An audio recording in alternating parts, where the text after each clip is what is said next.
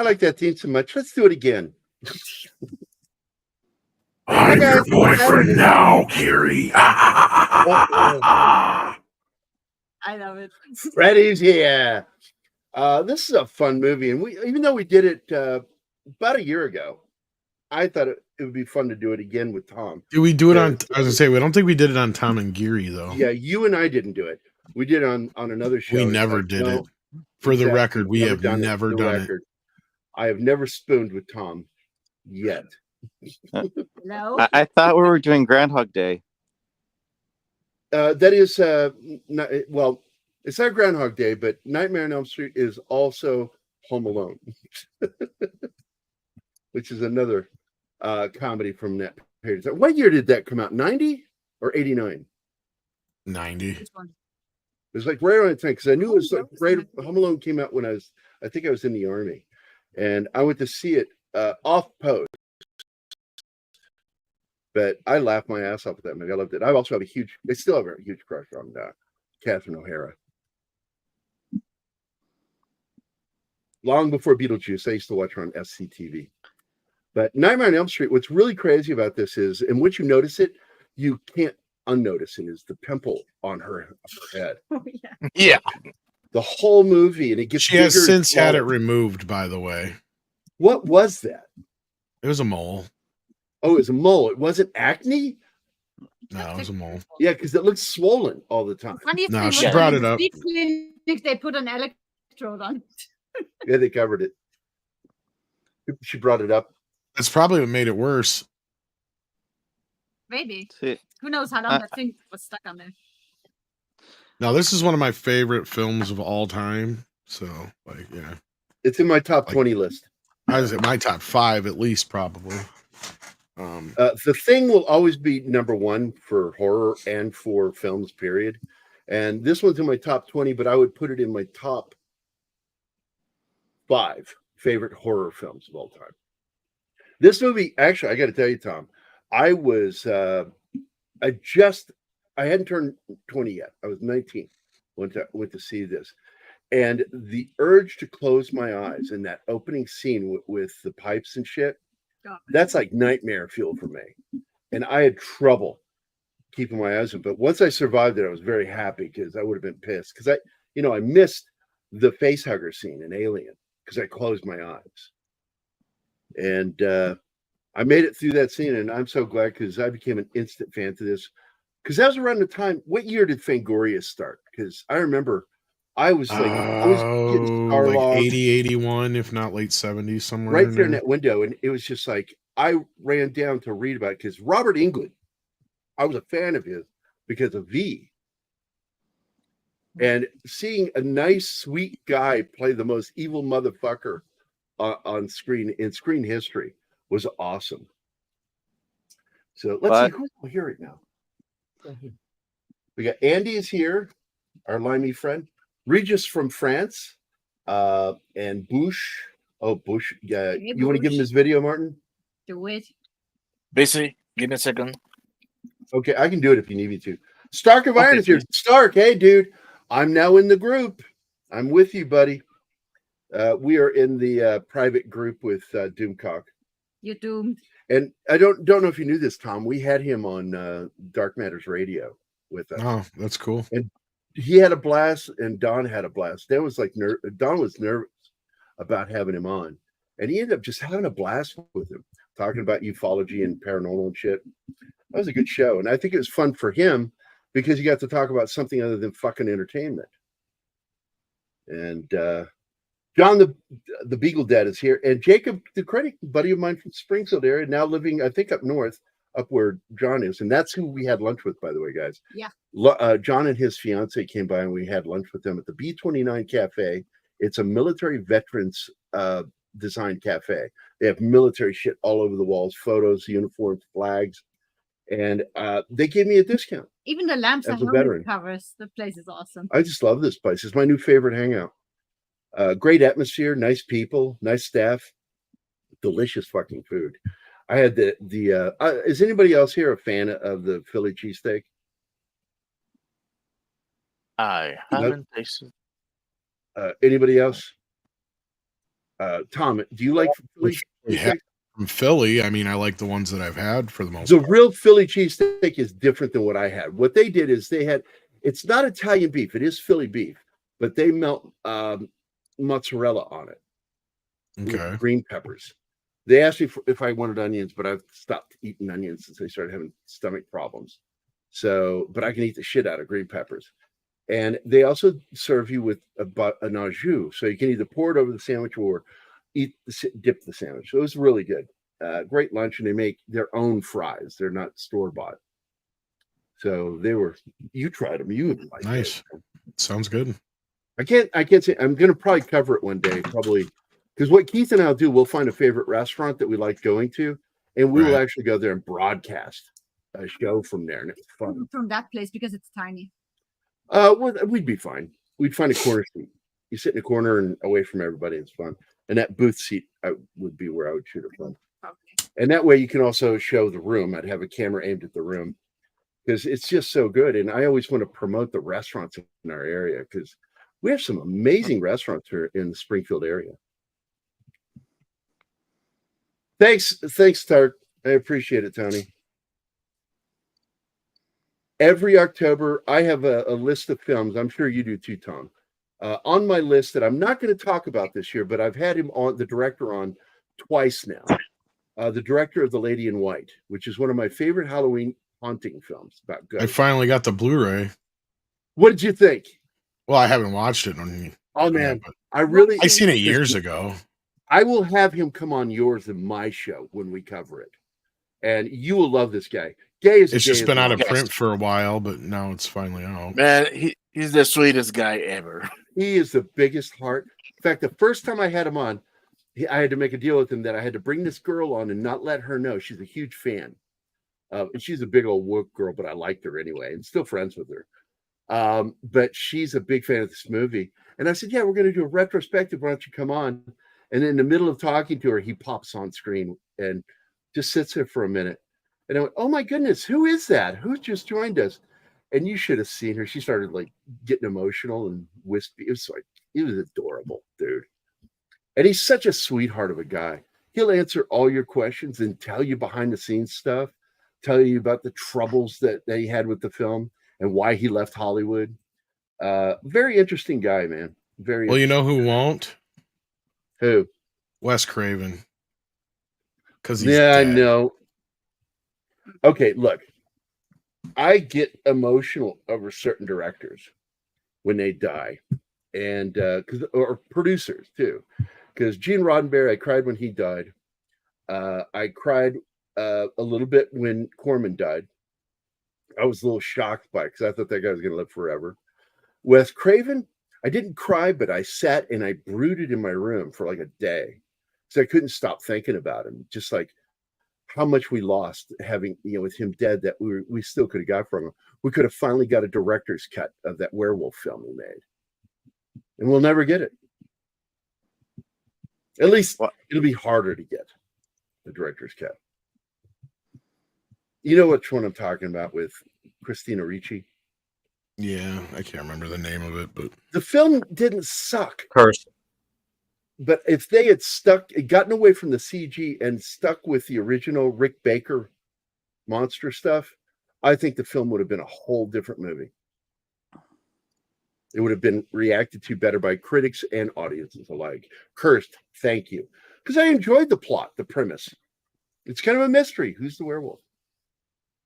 It's also with the movie Wolf, the same thing, because you're not sure who bit him. And I thought at the end it was her that bit him. But someone argued with me recently, and it's not really an argument. It was like, tell me, it was, I couldn't remember who they said it was.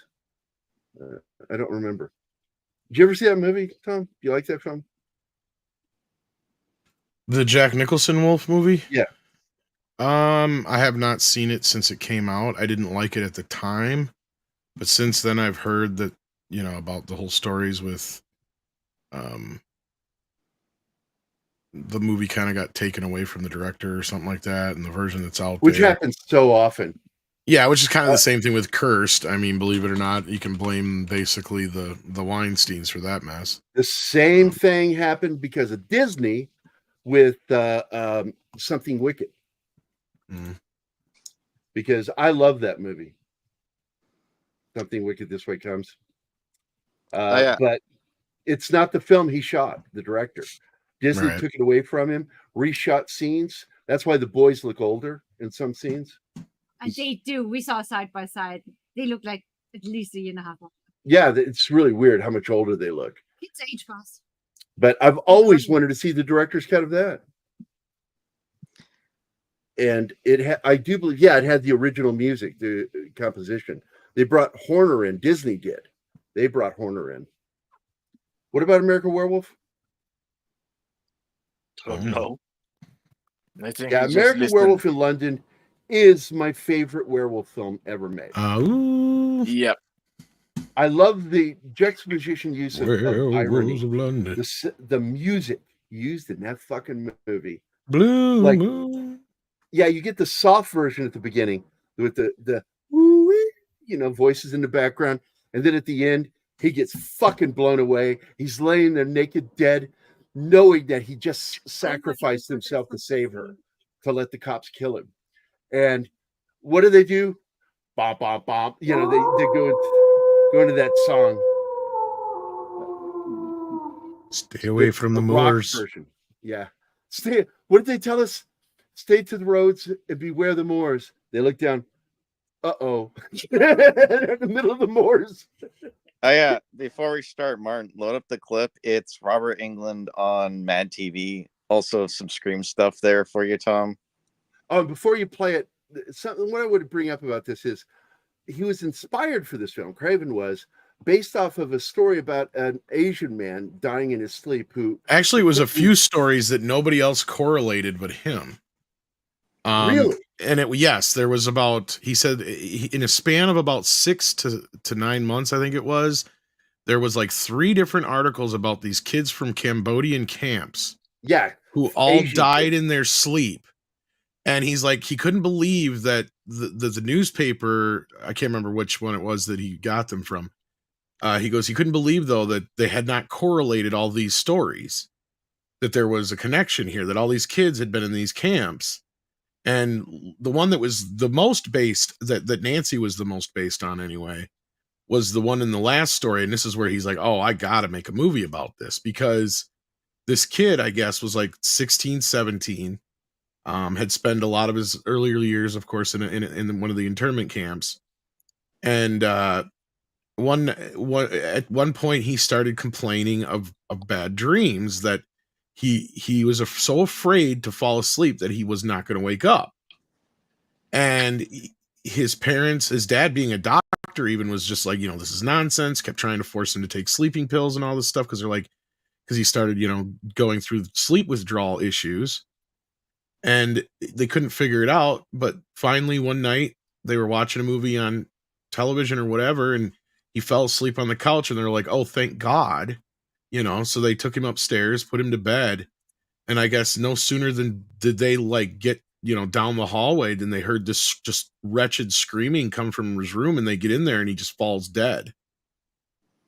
And this is the story that he's just like, holy shit.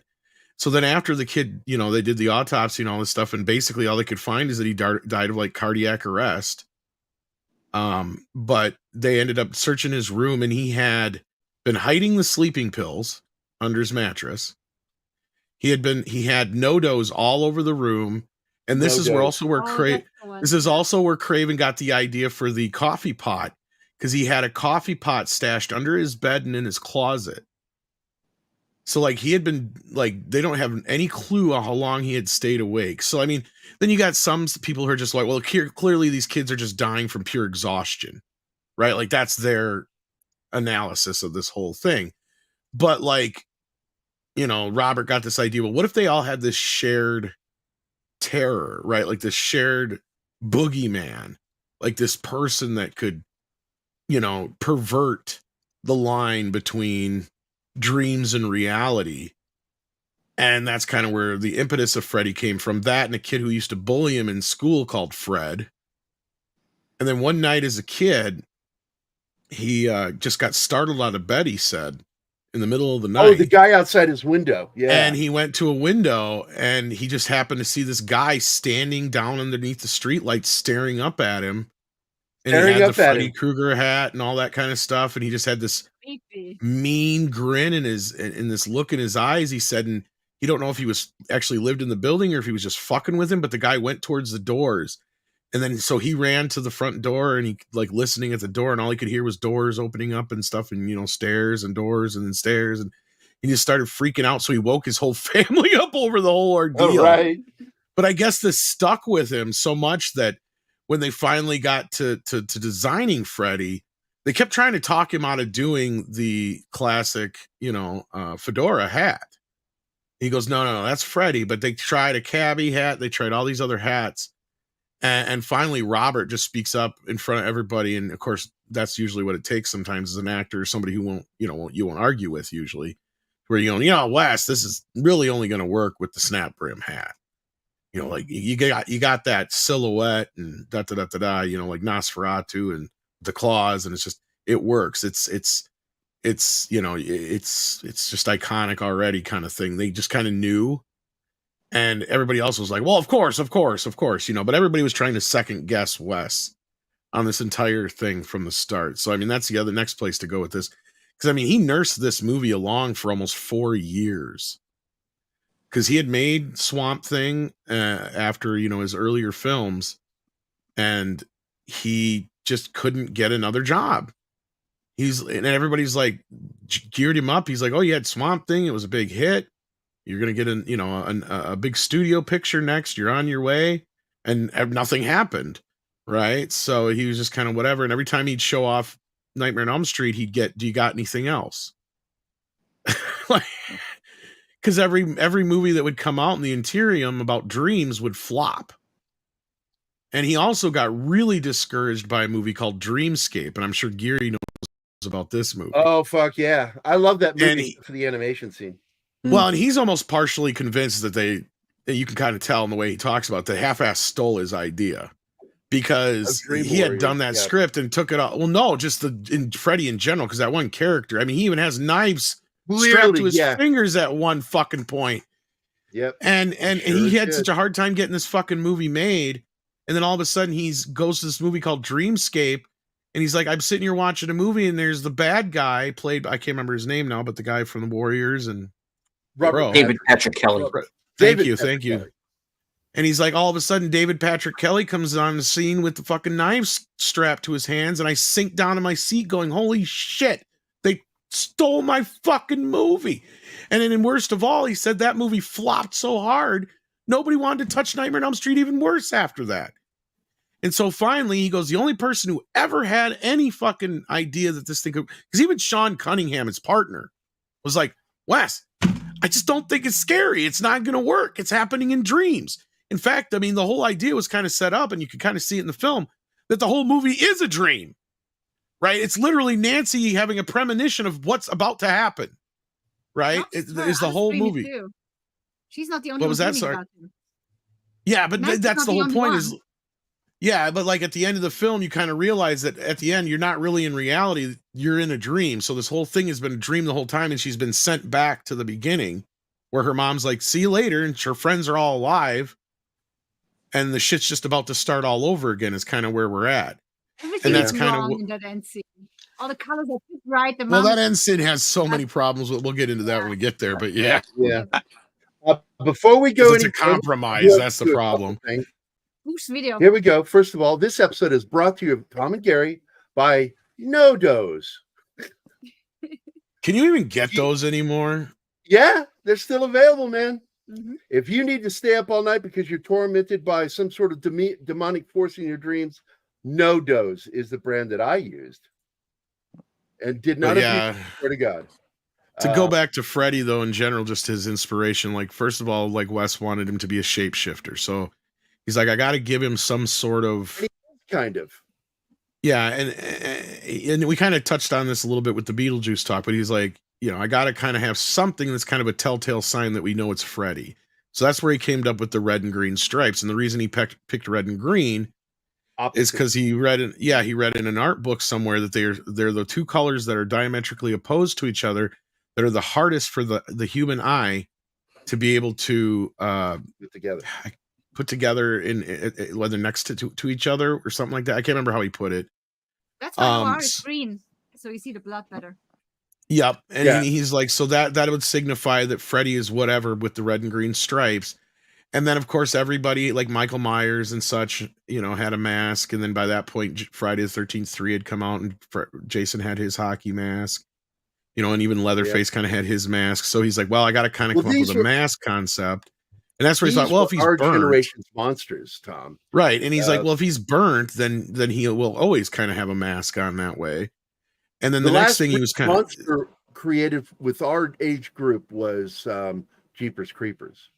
Yeah, which I don't really like. I don't count that one. I kind of like the monster. I didn't like the film. Well, the film's based on the person behind it is the problem I have. But yeah, it's one of the few times I can't separate the art from the child lover. He's a child lover. Yeah, This, by the way, is a scene where I almost closed my eyes right here. But yeah, the claw. He was trying to think of a weapon for Freddy, and he couldn't come up with anything. And he's just like, one day he saw the cat clawing at the curtain, and he was thinking, oh yeah, like our most primordial, instinct of that, like the caveman used to hide from the bear and the saber-toothed tiger because they had the claw, so the claw became like, okay, so, and then it became this idea of, well, if this gritty, perverted guy, he would probably create this thing somewhere in his basement, right? Finger knives. So I love that they call them finger knives. Yeah, the finger knives. Yeah. So yeah, but no, that horrible. I didn't mean to dominate, but I was like, there's so much shit you got to get through just to get to the movie, and then Bob Shea is a whole nother layer, which I've talked to him, famously on our interview about this, and he was the only one who had any faith in this story. So Wes wasn't sold on Robert, but it's like, as long as he can get the money together, okay. Well, they got the money together, but at the last minute, Smart Egg pulled out. And so they had everybody ready to go. And they're like, sorry, kids, we're done. We can't do it. And so they like frantically thought at the last minute. So the production designer guy, or the head of production, the guy, he literally maxed out his credit card paying for the crew to work for the week, while they sent 8-month pregnant Sarah Risher. And this becomes a normal thing throughout the story, to go and try and work this thing out. And she made a deal with Media Home Entertainment, so that finished off the money, most of the money they needed. And then once they got that in place, Robert went and browbeat Smart Egg for the last couple $100,000 they need, like going, y'all motherfuckers pulled out with $1 million, you at least give us this much, like. So it was kind of like one of those deals. And then he told us, irony of ironies is, the week he's trying to pull all this money together, he's set up to go to speak at, I can't remember if it was like some like LA Center for Business or something like that. I can't remember what it was, or New York Center for Business, one of the two.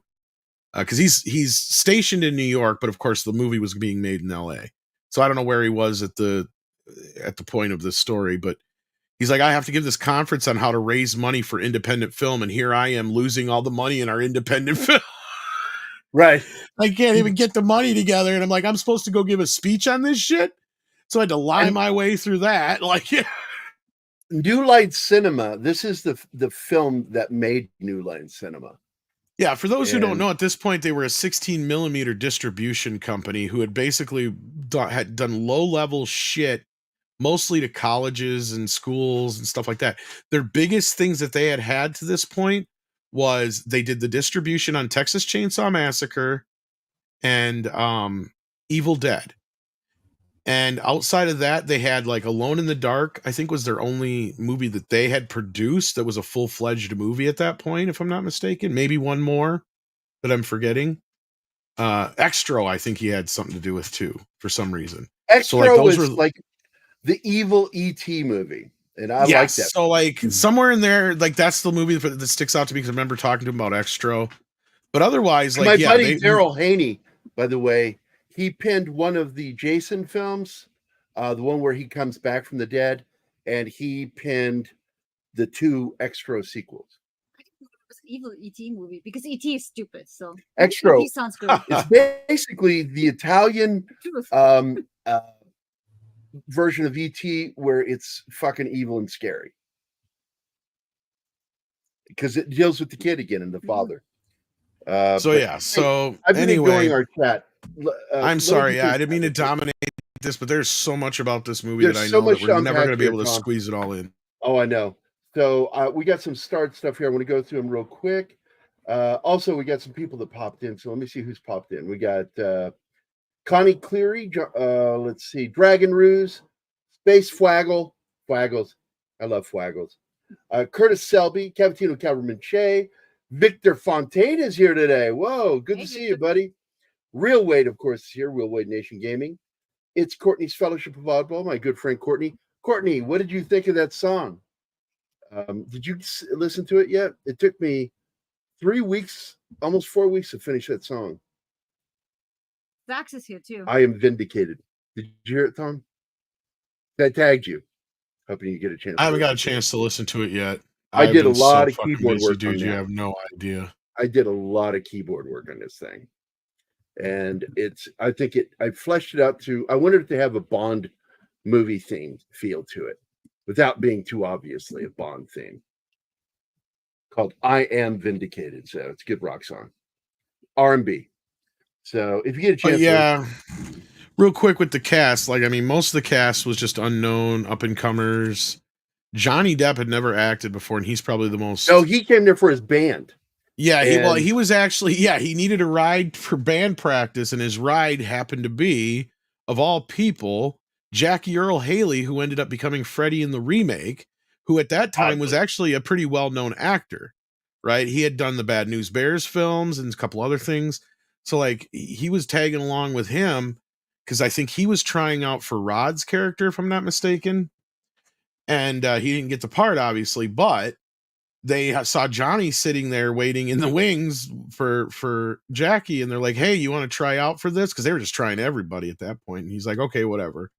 So they brought him in and had him read against, I think they had Heather already by then. I'm not 100% sure. Because Heather did say that this is the scene they read together for their audition. So I think they were both auditioning at the same time. Either way, they had 3 people down for the role. I can't remember who the third person was, but one of them was Charlie Sheen, but Charlie Sheen wanted $1 million. And there was no way they were going to give him $1 million. Point. The movie was costing $1 million, right? And yeah, so Robert Shea was like, point. Yeah, and Robert Shea's like, fuck that. Like, no. No. No. And so I can't remember who the rest of them are, but they had them lined up on a table with the pictures. And of course, all the girls had met him already. And by the girls, I mean like the producers and Wes Craven's kid and all and that stuff. So like they were hanging around. We're talking like teenage girls age. And so finally they all turn to the girls and they go, so which one do we take, guys? And they all of them unanimously pointed at Johnny Depp. And they said, Johnny Depp. And they all go, why? And they say, oh, he's sexy. He's so dreamy. So whoever else they were, they didn't have a fucking chance. I know. They were all fucked. They were all for Johnny. So Johnny won the case. That's like the funnest story as far as the casting outside of Robert, because Robert, they couldn't find anybody for Freddy. And the thing was they actually had somebody cast. Do you know who they originally had cast for the part? No, I don't. Who was it? Oh shit, I just forgot his damn name. What was he best known for? Well, he's been in Ninja Turtles 2 Secret of the Ooze as the Doctor. Shit. Warren, was it Patrick Warren? David Warren or Patrick David Warner. David Warner. David Warner. No, Okay, I remember reading in Starlog about that. Yes. So, and I actually, here it is, the actual makeup. They actually had it so far along, and I can't even remember what the hell it was that got between them and David Warner actually being the part, but something happened and he never ended up taking the role. But they actually, here's a shot of him in his makeup here. Well, this isn't Before him. we do it, I got to do 2 things real quick here. Whoops. One. Oh, I thought you did this that already. one. I got one more. Hey, fuck you, Kyle. Kyle's been here for a bit. You know, Zach's been here. David Warner. I like that makeup. Yeah. So, and that was the thing is Wes wanted an older guy, and he kept going, well, So after David Warner dropped out, which for whatever reason I can't remember what it was, they were like looking around. He's like, well, you got to be a stuntman or something, and nobody could just get it, right? He just couldn't find somebody who was just able to do it. Because either stuntmen just couldn't go there, or if you get these old guys in, he goes, they just seem too sweet, right? Like every grandpa, they just couldn't get into the role. And finally, one day, believe it or not, the person who's responsible for us having Robert Englund as Freddy Krueger is Mark Hamill. What? This is a story I recently heard on Robert Englund's documentary where he's talking about this shit. Because he found out about it's right. Mark Hamill. It's really good. And so he went down, and what he did was, because he had just finished shooting, I can't remember if it was the first part of V or the second part of V. I think it was the first part. And so he was kind of getting well known already from all that, and he had done like 8 pictures at this point, he said. And he was always playing like the thug and the weirdo guy. Hang on a second. Shoot the dog. Someone wants attention. Oh no! Don't shoot the dog, please. While he steps away, she does this to me all the time when I'm on a fucking stream. She can't do it when I'm not on a stream. When I'm on a stream, she does it. Just sit there and just bark. She's probably barking at the neighbor cat. Yeah, I know. She thinks she's guarding. I need to say a couple of things real quick. Video for Courtney, fuck you. I love you. That's awesome. Courtney, what am I giving her a video for? For jokes. The drama. Oh, for her jokes? You know what really grinds my gears? My dog right now? My dog right now. Oh, so anyways, yeah, he went into the audition and he had a leather jacket on. He slicked his hair back real quick with some like shoe, like I think it was like he had shoe polish in the car or some shit like that. And he took some ash out of the ashtray and he put it under his eyes. And he just sat there, didn't say a word until they finally called him in. And I can't remember even what he did, but he just stared at Wes. And he's like, do you think you can do this? And he's like, I know I can do this, or something like that. And so they did a little bit of, an audition, and he got the role. But like, he just dove right in. And everybody said when he played Freddy, it was weird because you'd be sitting there talking to Robert 1 second. And if you've ever seen Robert Englund in an interview or met him in person, which I haven't had the nice guy decency to, he's just a talker. He's like me, right? Like he just talk. And he knows everything about everything. Like, and he's worked with so many people that he's worked with everybody. So he's got a story about everybody. That's what they said. Like his makeup guys, they's like, after your first week or two with him, you can start to finish his stories. Right. Like, and one of the first times somebody else come in to do the makeup, I can't remember the one guy who said it, but he's like, you just got to get in there and start doing it. Because if you wait for Robert to quit talking, you're never going to get his makeup done, dude. He's like, you've been sitting there waiting for Robert to finish his quote, and he's not going to stop. He's not going to stop for you to put the makeup on. So you just got to go and do it. And he'll just keep going. So just do it. He's like, but I don't want to be rude. He's not rude. He's like, otherwise Robert's never going to get out there. So yeah, Robert's just this talk a minute guy. He's very into, like, he loves talking about his craft and art and film and music. And he's very much into that kind of thing. He's a very avant-garde punk rock kind of guy. And when he turns into Freddy, though, everybody says it's just the moment. It's like you're talking to him and he's in the makeup and it's really weird. But as soon as you hear action, this cloud comes over him. And he completely turns into a different person. And it's just wherever he's pulling this shit from is acting. Yeah, it's like, and it is. It's like, man.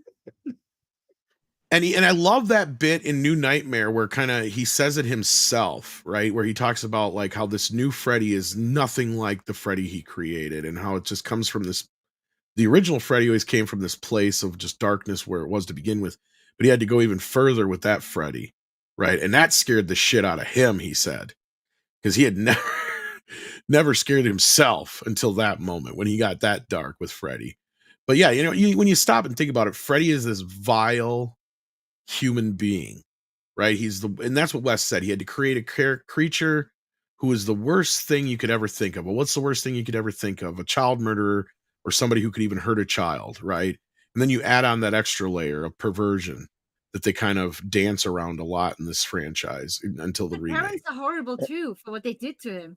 Yes and no. Much I better mean, than him. They were protecting their kids. I know, partially they are justified, but the way I look at it is like the devil created the perfect villain in Freddy Krueger, and he was so perfect that even when, they killed him, he still sent him back. That's the way I look at it, right? Like he's Courtney. this bye.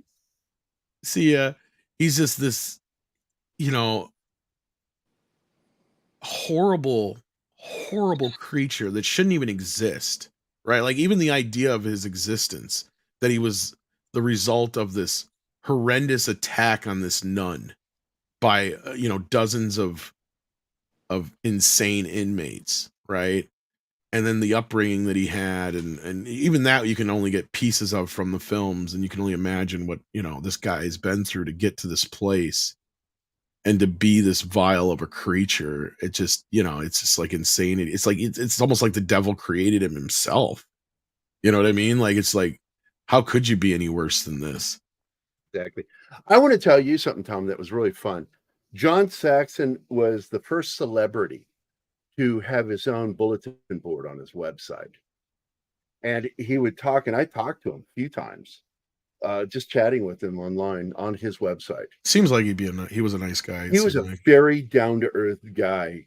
Great conversation. He had done like how many movies? Like 500 fucking movies? I don't know. Yeah, the guy had a major career.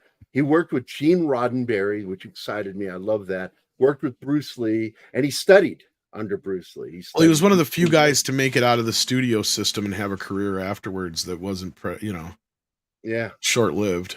I mean, he went on, and at this point, him and Ronnie Blakely are basically the star only power actors of the movie with any star power. That's right. And she's gorgeous, by the way. I do want to say that. Although she's in like a completely different film, she's amazing in the movie. Yeah. I don't. Sometimes with her act, like sometimes she's spot on, but other times in this movie, it's like, what movie are you in, Ronnie? I wanted to point out that there's the bump on her head right there because it's reversed. It's actually on the right side or left side of her head, right here. She's fresh out of school, 19 years old, and which is what makes the line I later. assumed it was just acne. When she says, I look like I'm 20 years old, that's what makes that funny. Yeah. And by the way, the girl that plays her best friend, she's still on TV and stuff. She still does a lot. Well, she was the third person in the cast who was, and we didn't even get into that. Amanda Wyss, who was in Fast Times at Ridgemont High, I believe at this point, and would go on to be in like Better Off Dead and some other stuff. She would probably be the second. Better Off Dead. She was great in that. Yeah, probably the secondary person in this cast as far as like the kids. And we're led to believe that she threw away a perfectly good white boy. Yeah. And we were led to believe she was supposed to be the star, and that's the thing about that I love about this movie is that Craven had so much time with it. He had so much time with this movie that he was able to just kind of craft almost a perfect film, except for that ending that him and Bob got into it over. And that's kind of where that come from, is like you get this idea of, okay, we're following this character, and then all of a sudden, oh shit, that's not the character we're going to follow now. So yeah. But this house, this house is actually right off of Sunset Boulevard, believe it or not. It's on Genesee Avenue, I think it's called, in California, in Los Angeles. So I have a quick video I got to play because previously the owners were not big fans of people coming by, but I guess the recent owners are not too harsh about it. In fact, I think they even have like tours and stuff, possibly. I don't know. But some of the shit was shot in the house, but they recreated the house on the set, the interiors. I gotta play a quick video, Tom. Sorry. By what name are you known? There are some who call me...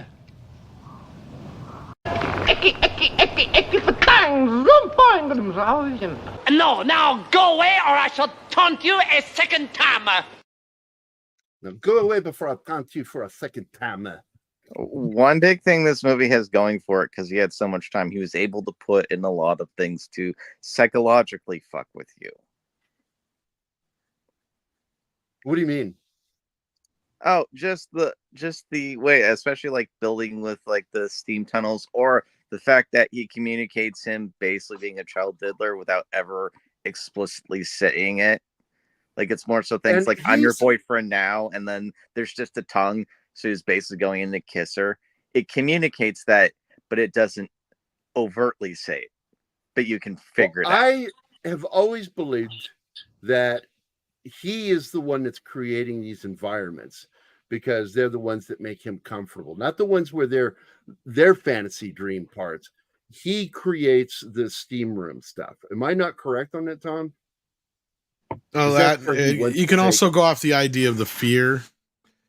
And the boiler room also represents repression. It's also where he diddled the kids, isn't it? In the boiler room. Yes, Yeah. and that's also where the parents killed him. Yeah. So, like, yeah, it's his home base of operation, basically. Yeah. Even though over time, for some reason, people associate the house with him more, even though it was just Nancy's house. That's all it really was. The house had nothing to do with anything, and then they kind of retroactively made it. I think in Freddy's Dead that he actually lived in that house too, or something like that. And that's where he killed that's his what they wife. allude. Yeah. Yeah. I'm So your it's all mortgage kinda- broker now, Nancy. Yeah. He's a shitty But dad. as far as the parents goes, what Anima was talking about is like, yeah, you're right. They do take the law in their own hands, but the law fails them, right? Like that's kind of the point of the film. Yeah, like she even they says, got him and they let him go. So that's the when judge parents got said, "Okay, no." famous. Yeah, the judge got famous and the lawyers got fat, but you know they signed a search warrant in the wrong place, and he was able to go free just like that. And, Parents didn't and have that's why, that. I get that. That's so yeah, horrible. and so they had to track him down and kill him. Well, there's a part of that scene that's cut out that actually gives them more motivation. I don't know if you've ever seen that. Nope. Where there's one line that's cut out. And I don't know why they cut it out, other than to maybe make the parents look like they're a little more guilty in the matter. Because she goes, Glenn, Rod, you all had a brother or sister once. Oh. Yeah. Like I said, adding a little bit more of a layer to that whole thing. Like, yeah. That he killed Wow. members of the family. Gotcha. I like that. They wanted the remaining kids to be safe because they each lost a kid, at least one. Oh, okay, yeah. Yes. So By the like, way, it's not just like, yeah, the way they body presented the movie now bags is, are yeah. not clear, Oh, everybody. yeah. They're not There's no because- such thing as an opaque body bag. They're completely black. Also, when a body is being transported off on a gurney, there's no way the arm would flop down like hers does. Now, here's one that I've always said should be a cosplay, and I've never seen anybody cosplay Ooh, this. the hot pass lady, yeah. I've seen the lady herself dressed like that. That's neat. Screw your pass. Hey, Nancy. Yeah, that's what he was just Already in talking the about, Slasher hallway. Fred. By the way, I do want to. I got to make sure I say hi to everybody because I saw that Cavatino Cavalmiche, fellow veteran buddy of mine, Vic Fontaine, of course, Real Wade, it's Courtney's Fellowship, and Tim has come into the house, which is why I played the Monty Python clip for our good friend Tim. Tim is one of those guys, Tom, that he and Andy Morrow, I get so many GIF and meme and video. They're constantly in contact with me on Facebook Messenger. And I'm telling you, I can be tired, worn out, and they'll send something that'll just cheer me up or make me laugh. I love those guys. Really good dudes. Yeah. And of course, if you're going to have a war, you need to take a monkey with you. Take War Monkey. That's the only kind of monkey to take with you into war. That's all you need. Well, makes sense. It's in the name. It's Well, in the then name. this shot, so we went from the school in Glendale, which was a real school that they shot in, to this boiler room, and I can't remember where they shot this at, In but a it was prison, actually I on. think. Yeah, it was a prison. You're right. Yeah, and they found out later it was full of asbestos. Oh my god. My elementary school got closed the year we were done there to go to middle school. And why? Asbestos. I had been there for third, fourth, fifth, and sixth. I've heard it's only dangerous if you eat it. I'm Or just inhale kidding. it. I have no Yeah, idea. Oh, damn it. Basement of the Lincoln Heights jail in LA. Yeah. Yes. Okay. So yeah. Shortly after So- the rap, it was condemned and shut down because it was Condemned and Yeah. shut down. Yeah. this is condemned figure. But it was only 2 stories, but they were able to make it look like more stories by using basically every staircase they could find in the place. They just kept cutting it in a way to make it look like Nancy just kept going down more and more stairs. all the time. By the way, you just said the word scary, Jacob, and it reminds me. There's a great version of Freddy on Rick and Morty called Scary Terry. Scary Terry. Oh, fuck yeah. you, bitch. Oh, and then we got Lynn Shay. We forgot to mention Lynn Shay here. Oh my God, yeah, Sister of Robert Shay and character actress extraordinaire. She's been in. She's in almost many every movies. one of these movies. She's one of the few actors who's I think been in almost as many as Robert Englund. I think she's only missing in. I don't think she's in the second one. He's so versatile that it takes you a moment to recognize her. Something. I don't know if she's in 2 or 3, but I think she's in 4. And I know she's in New Nightmare.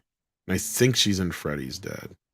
But I don't think she's in 3, 4, or 5. But I'm not 100%. Maybe she's in 4. For some reason, I remember her in 4 now that I think about it. Outside of Dream Warriors, I really don't care about any of the sequels. Oh, come on, man. I was done really as a fan with the 4th movie. But I continued watching. My least favorite was the one that Roseanne appeared in. Freddy's You guys Dead. are insane. Even the worst of the Nightmare I'm films not are better telling than you- some of the I best still watched them. of the worst other B movies, man. I mean, come on. But as far as like being a huge fan, I ended at 4. That was the Dream Warriors one, right? 3 is No, Dream No, Warriors. 4 is Dream Master. Dream Master, that's it. That's the one Rennie Harlan directed. I continued watching them, but Stephen Hopkins did 5. That's the Dream Child. 6 is Freddy's Dead. That's the one you're talking about. The New Nightmare is the one that West Dead did, but that's more of an also ran than it is a sequel. I don't even my consider a sequel. favorite I Lynch consider it movie. Oh, I'm sorry. What was that? Oh, I said I don't consider New Nightmare a sequel. I consider it like almost like a remake. That's why I said it's like an also ran. Well, you have to have seen the first movie for it to make sense. Yeah, for it to even make sense. But I want to say Lynn Shay, one thing, my favorite role she ever played, and you'll know what I'm doing when Oh, that's everybody's favorite. That's an easy one. I just fucking slayed me when she did that thing. Time to pay the rent. Time to pay the rent. Because she was so gross in that film. I always thought she was cute, but not in that movie. Going back to the sequels for a second, yeah, I have to say I kind of stopped after 3 as well, because as far as I'm concerned, for me it was 4. Okay, spoiler alert: everybody's dead. The movie is over. You know, and I didn't go back until New Nightmare, but 4 is pretty good. I don't mind this. I've actually heard 4 is good. So you got a de 4, facto kind of like you kind of have a Star Trek trilogy in the middle of this franchise with 3, 4, and 5 because they do all go together. They are part of the same running story. Once you get to Freddy's Dead, I understand. I like Freddy's Dead, but I understand why a lot of people don't. New Nightmare, though, I agree with you guys. Like that is a movie that's kind of on its own level. You have to have at least seen the first film.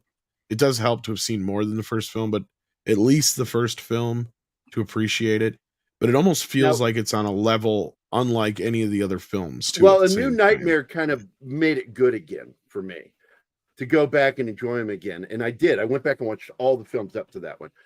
This scene is important because this is a redo that Craven had done on his previous film, what was called Deadly Blessings, with Ernest Borgnine as the demented leader. Oh, that's the only movie he made in between there. That's right. You just reminded me. And that played so poorly. That's why his career took a dive. That's what it was. Yeah. Well, and I still like that movie. I do like that film because Sharon Stone was young in that film. She was like 19, I think. And the scene where the hands come out of the wall and grab her head at the head of her bed and hold her head still and mouth open and make a spider come down. And that fucked with me so badly. Plus, this scene was in that too, but with a snake, as I recall. Wasn't it a snake? Something like that, I think. Something like a snake, because the snakes start attacking her. It's been a long time since I've seen Deadly Blessings. Keith is in the chat. I totally forgot about it until you mentioned it. Hey, Keith. I'm going to be hanging out with him tomorrow. Yep. We're going to go to lunch. But I do like this scene, and it has a Jaws feel to it, you know? Well, this is one of the most iconic scenes in the film. It's a girl. It's so hard to watch. Blades Yeah. near your hoo-ha. Not good. Jesus Christ. This was her favorite scene to shoot, though, because she was in the bathtub the whole time. She's Also, she gets pulled down in. You see the Well, scene yeah, on she the doesn't water? play that She part. was nice and warm, I suppose. Yeah. So how they did this, Yeah. they just built a tank Ah! underneath the tub. James, And, you should watch them all. You should watch them all. I actually have a great love for 2. I know that it's clearly gay. It's the best gay movie ever made. favorite. I say the same thing. Because there's so many people who had no idea they were making a gay movie. I flat so out gay. asked Robert Sham, like, Ian you the can't, Talker, absolutely. you can't even tell barkers. me you had no idea. But my favorite line from all of the movies was in that film when the kid's like, "We just want to help you. That's what I'm here for, to help you. Help yourself, fucker." And guts him. I laugh so hard at that line because the kid brings him into the real world to wreak havoc. I love that. I mean, there's so many And yes, problems with that movie. Don't get me wrong. I mean, it's my least favorite of the series as far as the series goes. Well, it doesn't flow. It doesn't flow. No, it has nothing to really do with any of the other films. It breaks too many rules. And I even talked to Jack Shoulder about it. We haven't released that interview yet. But he wasn't even that big of a fan of the first film. That was the first mistake, is getting somebody who wasn't even a fan of the first film. Now to make you've a got to movie. be a fan to make a movie. If I may, the fact that Dream Warriors is so good doesn't help the second one. It gets a Oh no, but that was at a time where they, even though this is the fucked up part, guys, we live in a world now where they blame us for movies. Even in a world where I think Nightmare on Elm Street 2 grossed more money than Nightmare on Elm Street 1 at the box office, and in all ways was a huge, massive hit, they still knew that the reaction by the audience was, this wasn't quite what we signed up for. And they paid attention to that, and they made sure that with the third film, that from here on out, we're going to have a Bible, and Freddy will have rules, and they even sweet-talked Wes Craven into coming back, even though he didn't direct. He did write the first draft of the screenplay with Bruce Wagner to kind of get them set back on the right track again. And a lot of those rules come directly from Wes himself, about how Fred can and cannot, conduct himself. And one of the first things that Wes said was, the biggest mistake you guys had was you had him running around with a bunch of fucking teenagers that were 2 feet taller than him. Second movie. Yeah. And you goes, you can't have that. Like, you can't. That's not how this works. He's like, you can pull him out into the real world, but he can't just come into the real world, right? Like there were so many rules that were broke in that second film that as much as it had, as far as like the ideas that it brought to the table were interesting in some ways. The fact that it is working with this idea that Freddy's using this kid as a vessel to get to the real world. And you can kind of step back and look at it as this massive gay allegory about this kid fighting the idea that he's gay, and Freddy's using it against him. I mean, It's pretty blatant from the writing point of view, but like everybody making the film had no idea. Even Robert Shea, when I said, like, even though you're sitting there going into a fucking leather store, buying your S&M costume for the bar, that still didn't clue you in that this was a little psychosexual at all. He's like, really, it just kind of flew over our heads at that point. It was like, obviously, in hindsight, looking back, it's clear as day. But he's like, because it was like, if I'd have thought about it then, I sure as hell wouldn't have brought my daughters along to shop for my costume, kind of thing. Like, yeah. Because he's like shopping. He's like, what does this look? And they're like, oh, that look good, Dad, for the scene. Yeah, you go. And then the guy comes up to him and he goes, wouldn't it be better if your daughters waited outside? He's like, oh, no, we're just picking out my costume for a movie. It's like, I think they thought it was his girlfriend's or something at first or something. But anyway, either way, he was like, oh, no, this is not what you think. It's like, even that didn't clue you in that something was up with this movie. So yeah, no, and then they also made the mistake of not bringing back Robert Englund at first the second time out, and they learned that quite early on, because they're like, fuck, we're not paying him the money he wants, because he wanted double his salary or something like that, and they're like, no, we can just get a stuntman in here, he can do it. And there's only one scene in the whole movie that has that stuntman in it, and you could tell It's the scene where they kill the gym teacher. It's where he comes walking out of the mist, and Freddy, for some reason, looks like he's got a stick up his ass and got shorter than he already was. But it just goes to show you, because Robert Englund's not a big dude, but when he plays Freddy, he carries himself in a way that makes him feel like he's like 10 feet tall, you know. And even if he wasn't, his shadow's still going to get you anyway. Absolutely.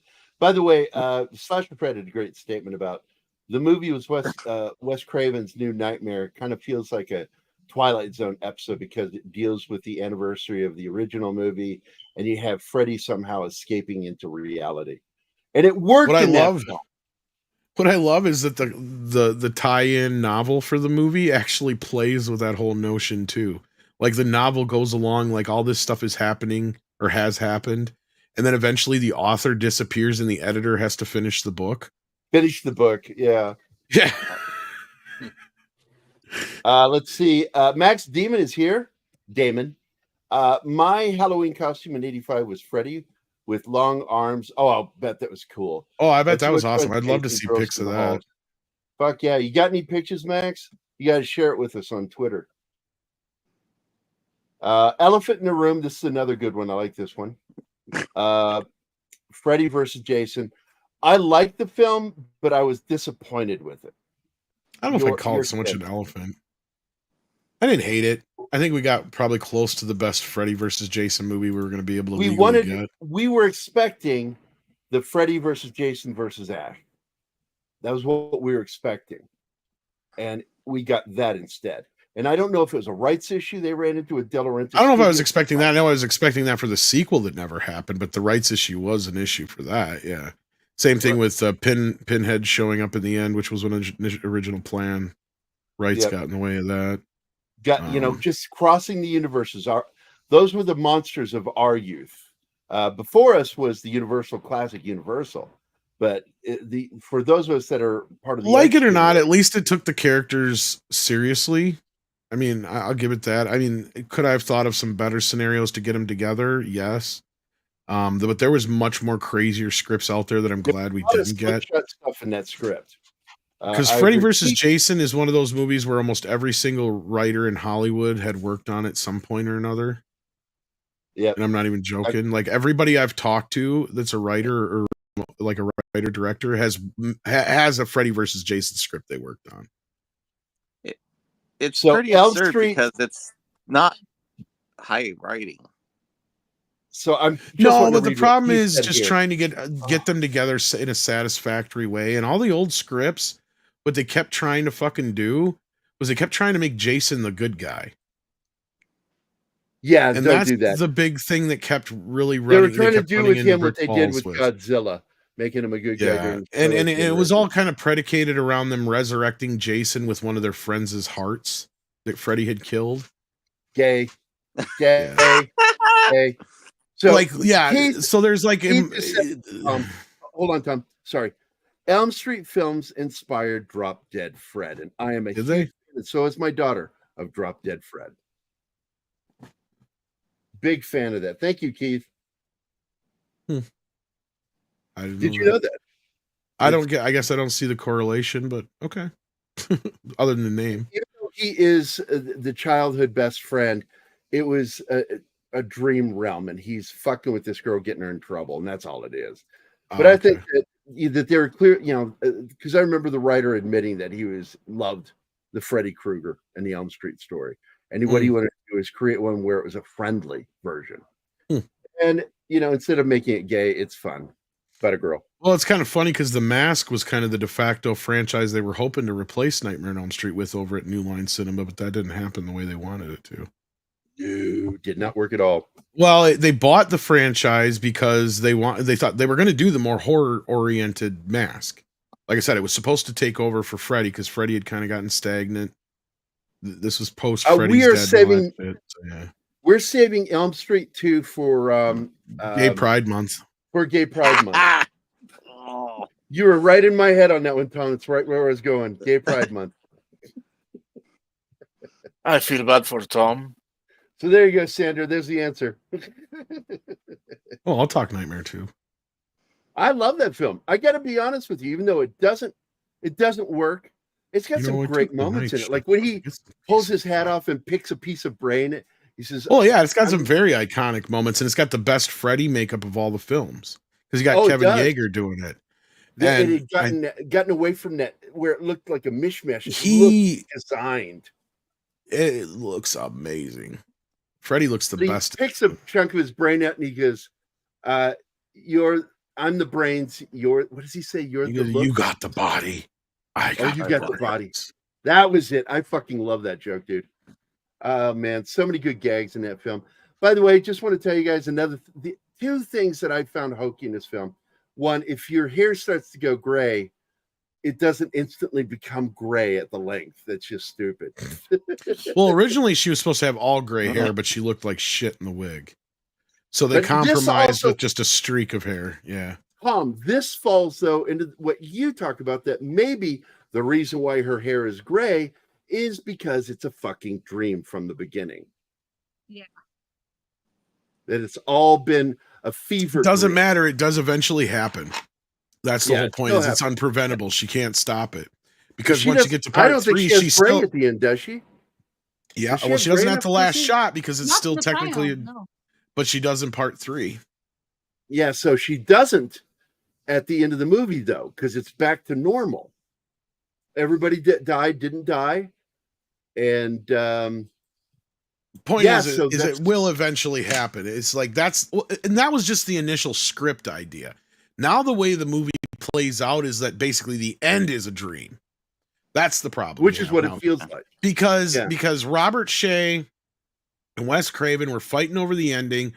The original ending was she comes out of the house, her mom's acting goofy, she kisses her mom goodbye, gets in the car with the friends, the top comes down.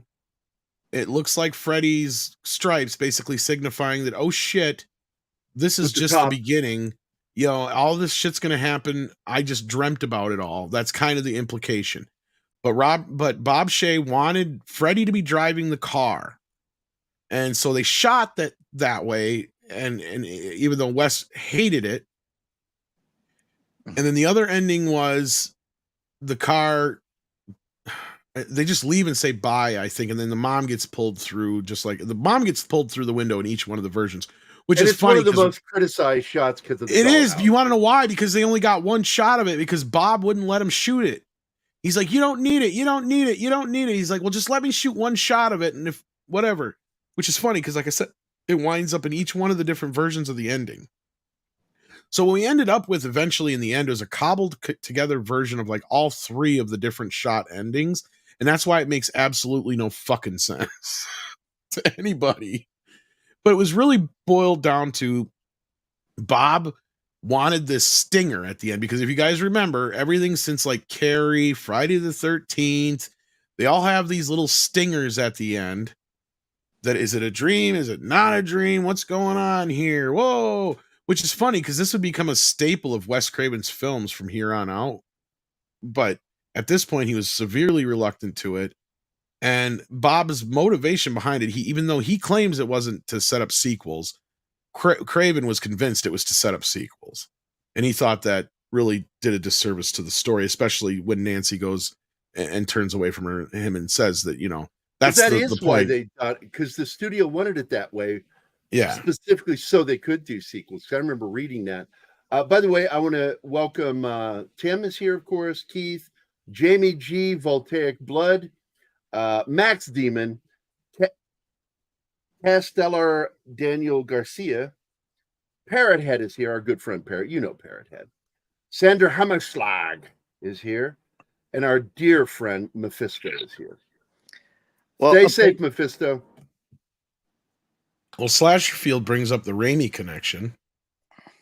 Wes and Raimi had a back and forth. Evil Dead is in the movie. They show Evil Dead. Yeah, okay. So in one of Raimi's films, I believe it was Evil Dead, isn't there a ripped poster of The Hills Have Eyes in the basement? The Hills Have Eyes. Yep. Okay, Yeah, so that was It's Raimi first supposedly saying Evil Dead was going to be scarier than Yeah. than Hills Have Eyes. So Wes's little playful back at him was she's watching Evil Dead, And that's his way of saying Nightmare on Elm Street is going to be scarier than Evil Dead. And they had this back and forth for years. I think there's a couple other ones in other films. Like you also have the Freddy glove in Evil Dead 2, which is funny because I believe that is the original Freddy glove, and that's why it went missing for years.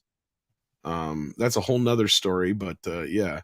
The original Freddy glove, there was only one hero glove for the film. There was a couple of stunt gloves, but there was only one main hero glove, and that fucker went missing during the second film, and nobody could find it. And I am convinced that it is the one that's in Evil Dead 2 because it got handed off to Sam Raimi as, here you go, you can use it for the shot, and it never made its way back to the production. And then, it's like, 25... to give him a weapon like that, not just a knife or anything. Have him make a glove, customize it with knives, and it needed to be cheap and available. And they just pieced it together, and it becomes so unique and horrifying. That's the problem. Is they didn't have any backups. So then when it went missing on the second film, it became a fucking huge deal. Like they freaked out. Like everybody was like, okay, nobody's going home until that fucking glove is found. Like nobody had any idea where it went. And I'm convinced this is what happened because it was 30 years before it was finally located again in a collector's collection. Did they find out who realize they don't know to this day, but I think it was Robert Tepper took it from Nightmare on Elm Street set to the Robert Tapert from I think Sam it was Raimi's Rob Tapert? I think so. I think that's who did it. Oh god. I'm not 100%. That's my number one suspect, but I think he got it from somebody on the production that he knew. Okay. So what they did was asked them to take it. Years and years later, there was a guy, I believe he's actually from Wisconsin, believe it or not, which is ironic. He has the biggest Nightmare on Elm Street collection, and he has a bunch of gloves and masks and clothes from all the films. And he had one glove that he couldn't pinpoint exactly which one it was from, but he was almost positive it was the glove. And he actually had the guy who designed it, and I'm forgetting his goddamn name right now, and I wish I wasn't, because he's also the guy that was down in the bathtub.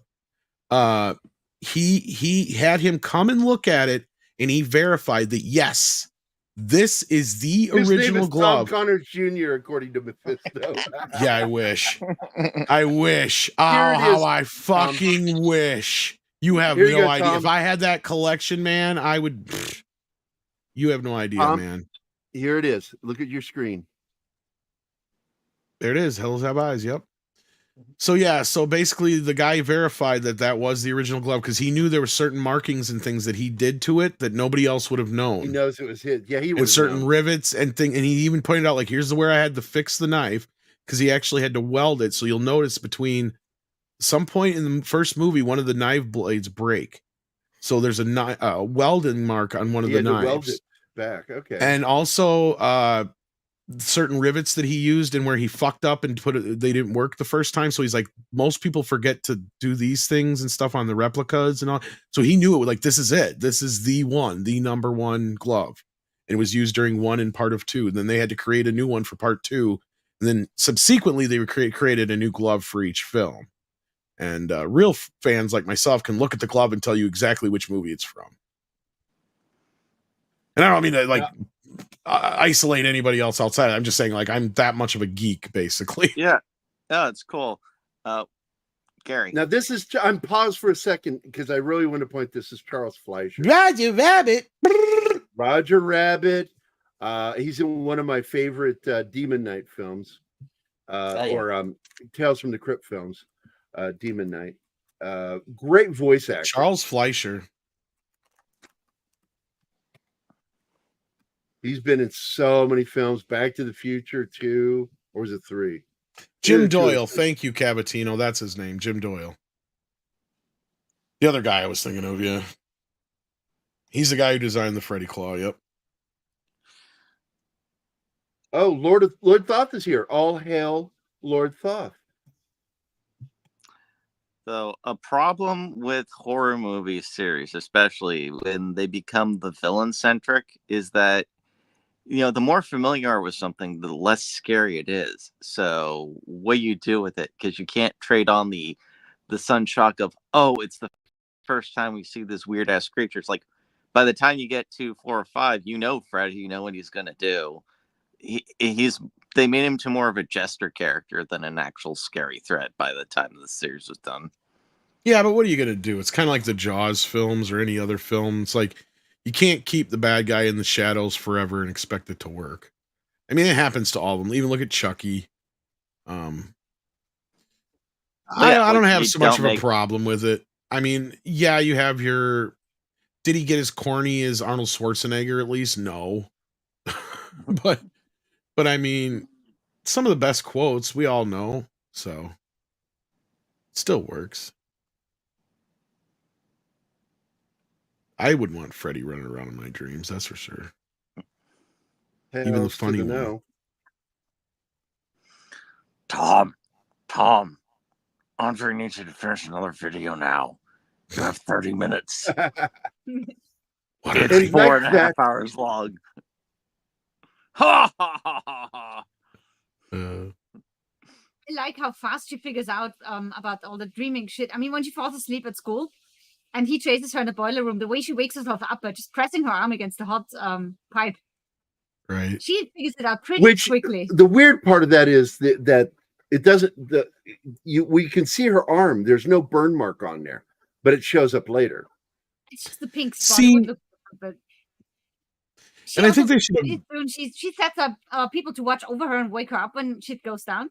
So she's on top of it. It's just the people around her are idiots. They're not really working with her.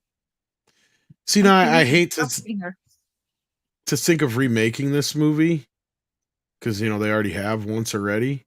But like the only thing I would really, really change about Nancy's character is on that note, Anima, is I would probably make her a bit more of a dreamer, like a daydreamer. Like, because then at that point, that gives her like an advantage against the, from the other kids to where she's kind of almost already a little bit, it's kind of like along the lines of the Dream Master, to where they kind of did that with Alice's character, right? Like it almost works. That's why she's kind of the second most famous heroine in the Nightmare on Elm Street series because of that, I think. Because having her have that characteristic made her that much powerful up against Freddy and a bit more of an adversary, because she could not control her dreams per se, but she's more aware that she's dreaming than the other kids were, right? Like and it helped keep her alive. If you make her even more of a daydreamer or dreamer, that would make it even more difficult for her to convince the others in what she exactly yes happening. She's already having a hard time as is. I mean, yeah, and that would add a level to it. The cop doesn't believe her, and it almost kills her.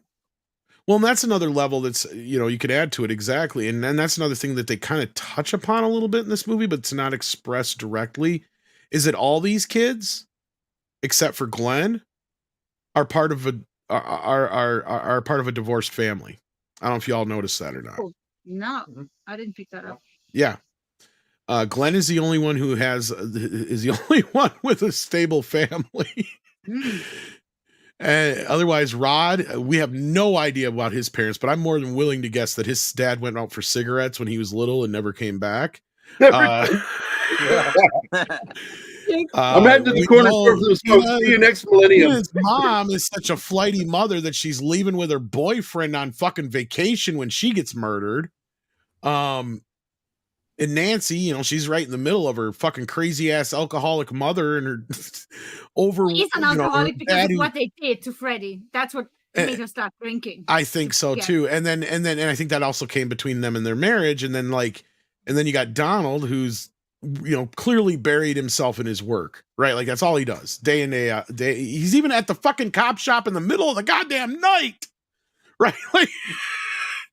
So like, if you kind of observe these kids' lives, like it's like Jesus Christ. And it's kind of funny because if you notice how Glenn acts, he doesn't really act or seem like he's in any kind of despair until Nancy really kind of brings him into this. And it's more so Freddy's trying to get to Nancy through him more than anything. Because at this point, you've not gotten one inclination that Glenn has had outside of the look that he gives the girls at the party. That's the only time that you have any inclination that he might have any clue what they're talking about. Otherwise, he's just kind of flighty and hanging around, and he doesn't mention Freddy, doesn't act like Freddy's a problem. He's being a supportive boyfriend to her, but you can clearly tell he doesn't believe any of this shit. Or at least that's the way he's acting, right? Like, until the moment he's dead. because he's not even afraid to go to sleep. He's the only one who isn't. You know what I'm saying? Because yeah, I know he's the one quickest to fall asleep. Yeah, all the that's time. what I'm saying. So I'm almost convinced at this moment, like I've watching this movie again in preparation for this because I've tried to pinpoint this for years now, and I think that look that he's giving him isn't so much that he had the same dreams; it's just more like these bitches are crazy. Like, I think that's the look he's giving him. Okay, let's go over something real quick though with him, because his death is the weirdest death. Well, and it's the most gruesome. I mean, it's gruesome, but that the blood isn't in the dream world; it's in the real world. It's dripping from the ceiling in the story below, and it's like that always threw me off a little bit.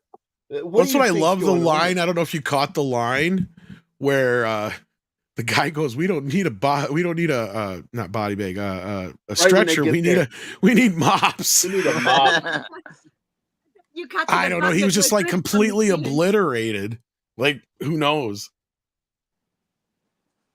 Because the amount of blood there's more blood in that scene than in the human body. It's fucking funny. It's worth of blood that shoots out of the bed. Well, that's the Kubrick scene, right? Like, that's clearly what he's paying homage to. And Wes even admits that he's like, well, if Kubrick can do it, I can do it.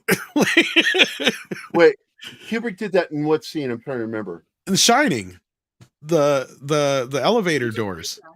Oh, the elevator doors. Gotcha. So so we haven't even talked about the rotating room, right? Because they actually used this. They used it twice for Tina's death. Well, in this movie, but they've used it in other films. Actually, it's been used in like not rapping. The Electric Boogaloo one. What the hell is it called? Breaking Two. Breaking Two. Thank you. It was used in that and a few other things in music videos, and I think the dancing on a ceiling video and stuff like that. But like, they built this with Richie. Yeah. Yeah. Well, they built this thing because they're like, well, how do we do this? Because we want in the script, it literally had Freddy drags Tina up along the wall, across the ceiling, and all this shit like that. It's like, how the hell are we going to do this? And Wes kind of already had an idea of how to do it. He's like, well, do you remember? I can't remember the name of the movie, but Fred Astaire's in it, and he's like dancing up the wall, up the ceiling. And no. The one you're thinking of is with Gene Kelly. Gene Kelly, that's what it is. Okay, yeah. Gene Kelly does the dance up the wall and the ceiling thing. I think he said Fred Astaire, but I think you're right. And either way, so like, Kelly. Yeah, Jim Doyle again goes, Rain movie, whichever that was called. I know exactly what you're talking about. He goes, and in fact, I think I can get the original plans for that, and they did. And this was basically built on this pivot where they could just pivot the room around by like two guys underneath it would literally just spin it around, kind of like the wheel on the on Price is Right, basically. And now somebody said somebody got hurt. Everything would be bolted down, so that's how it all worked. Here you go. Tim said something here. I'm getting to that story. So the first time they do the Tina scene works perfectly without a hitch, right? The only problem with that scene is shooting it, everybody would get sick because you get vertigo from walking in the room and everything's upside down. So like Tina, the actress Amanda Wiss, she even had like a panic attack at one point. She was terrified of doing that scene. That and the insect in the body bag. That scared the shit out of her. She didn't like that either. That was another thing that really bothered her. But that scene in particular, because she's like, I'm sitting there screaming and hollering, and finally my screaming was real. Because she's like, Wes, I can't get up. I can't get up, Wes. I can't get up. I can't get up, Wes. I can't get up. I'm gonna fall. I'm gonna fall. And she's freaking the fuck out. And Wes sticks his head up through the door. He sticks his head up through the door. He goes, hi, Amanda. He goes, this is the floor. That's the ceiling. You're here. We're here. And Wes goes, I'm trying to explain this to her. And all of a sudden I start getting fucking vertigo. He goes, it's real. He's like, the shit. He goes, and the worst of it was, okay, so then we're shooting the death scene of Glenn. And how this was is they just literally had a hole in the bed and they had the room flipped over and two guys with two big, drums full of basically water mixed with food coloring, mixed with a little bit of poster paint to make it thicker. It was very red. We're going to dump it down this hole. And that's how it was supposed to work. And it worked fine for about 20 seconds. And in that 20 seconds, the two guys that were dumping it were getting electrocuted. Oh, And nobody knew because when they dumped it, it hit the light that's in the ceiling. And blew the light out, and that's when it happened. Yep. Sent a current up through them. And then as soon as that was done, they got the bright idea, let's spin the room so there's two sides to this story. One person says the blood threw the room off balance. Wes himself says they got the bright idea, so I believe this version of it, that let's spin the room a little bit so the blood runs up the walls. And once they did that, the entire weight shift, because you got to understand how this thing was balanced, the two guys underneath lost complete and utter control of the room, and it went fucking spinning. And all of a sudden, everything went black. The water, because the weight of water, the density of it, would create its own force moving. Yes. So basically, it flipped them over completely 180. Here's Wes Craven hanging upside down, screaming his head off. Everybody else is screaming because they're covered in blood. They can't see it. Like, it's pitch fucking black because they're in a studio, mind you, where everything's blacked out. So somebody's trying to find a light somewhere, somehow. So for about 10 minutes, they're just all screaming and crazy, trying to figure out what's going on. They're lucky nobody got hurt or died, especially the guys that were on top of the rig, because they went flying off the rig. Luckily, when they jumped off, by the time they had gotten done being electrocuted, they managed to get away with just some scrapes and bumps. But yeah, luckily nobody got killed. But that was the thing about this movie that I've noticed is, like, everybody's like, we can't believe nobody died on the making of this movie. I mean, they even tried getting to the point where Heather Langenkamp needed stitches on her foot because she stepped on some glass in the one scene where she's running away from Freddy and she throws that garbage can at him. She stepped on something and she needed stitches. And you had Robert Shea going, "Are you sure you need stitches? Can't we just bandage it up a little bit and you'll be fine?" Because all Robert could think about is how much a hospital bill was going to add to the budget now. So so this thing was just, it was a disaster waiting to happen. But luckily they managed to get through it without killing anybody. Crazy shit. By the way, this was just sent to me by Andy. Oh, God. Oh. Yeah. Put it away, please. Put that away. It is. Thank you. Well, you still have one, though. I would think that'd be one of the first things to fall off. Why do you think he's so angry? Yeah. What do you think? Probably. I don't know where it fell off. Ew. By the way, that previous shot of her getting undressed and ready for bed is the closest thing to a nude shot in the entire film. Have we gotten to the scene yet? Yeah, says, "God, I look 20 years old." I think that's already happened. Yeah, because Glenn's dead now. The actress was 20 years old. I love this how her mom has booze hidden throughout the entire fucking house. Oh yeah, she's everywhere. Such a lush. Why though? It's not like she even hides it from Nancy. She drinks right in front of her, like. Except she tries to hide it from her in that kitchen scene, but then walks away from it, and it's sitting right there on the counter. I know, right? It's like she's a horrible alcoholic. Probably ashamed of herself. Well, that's part of the unless she needs it.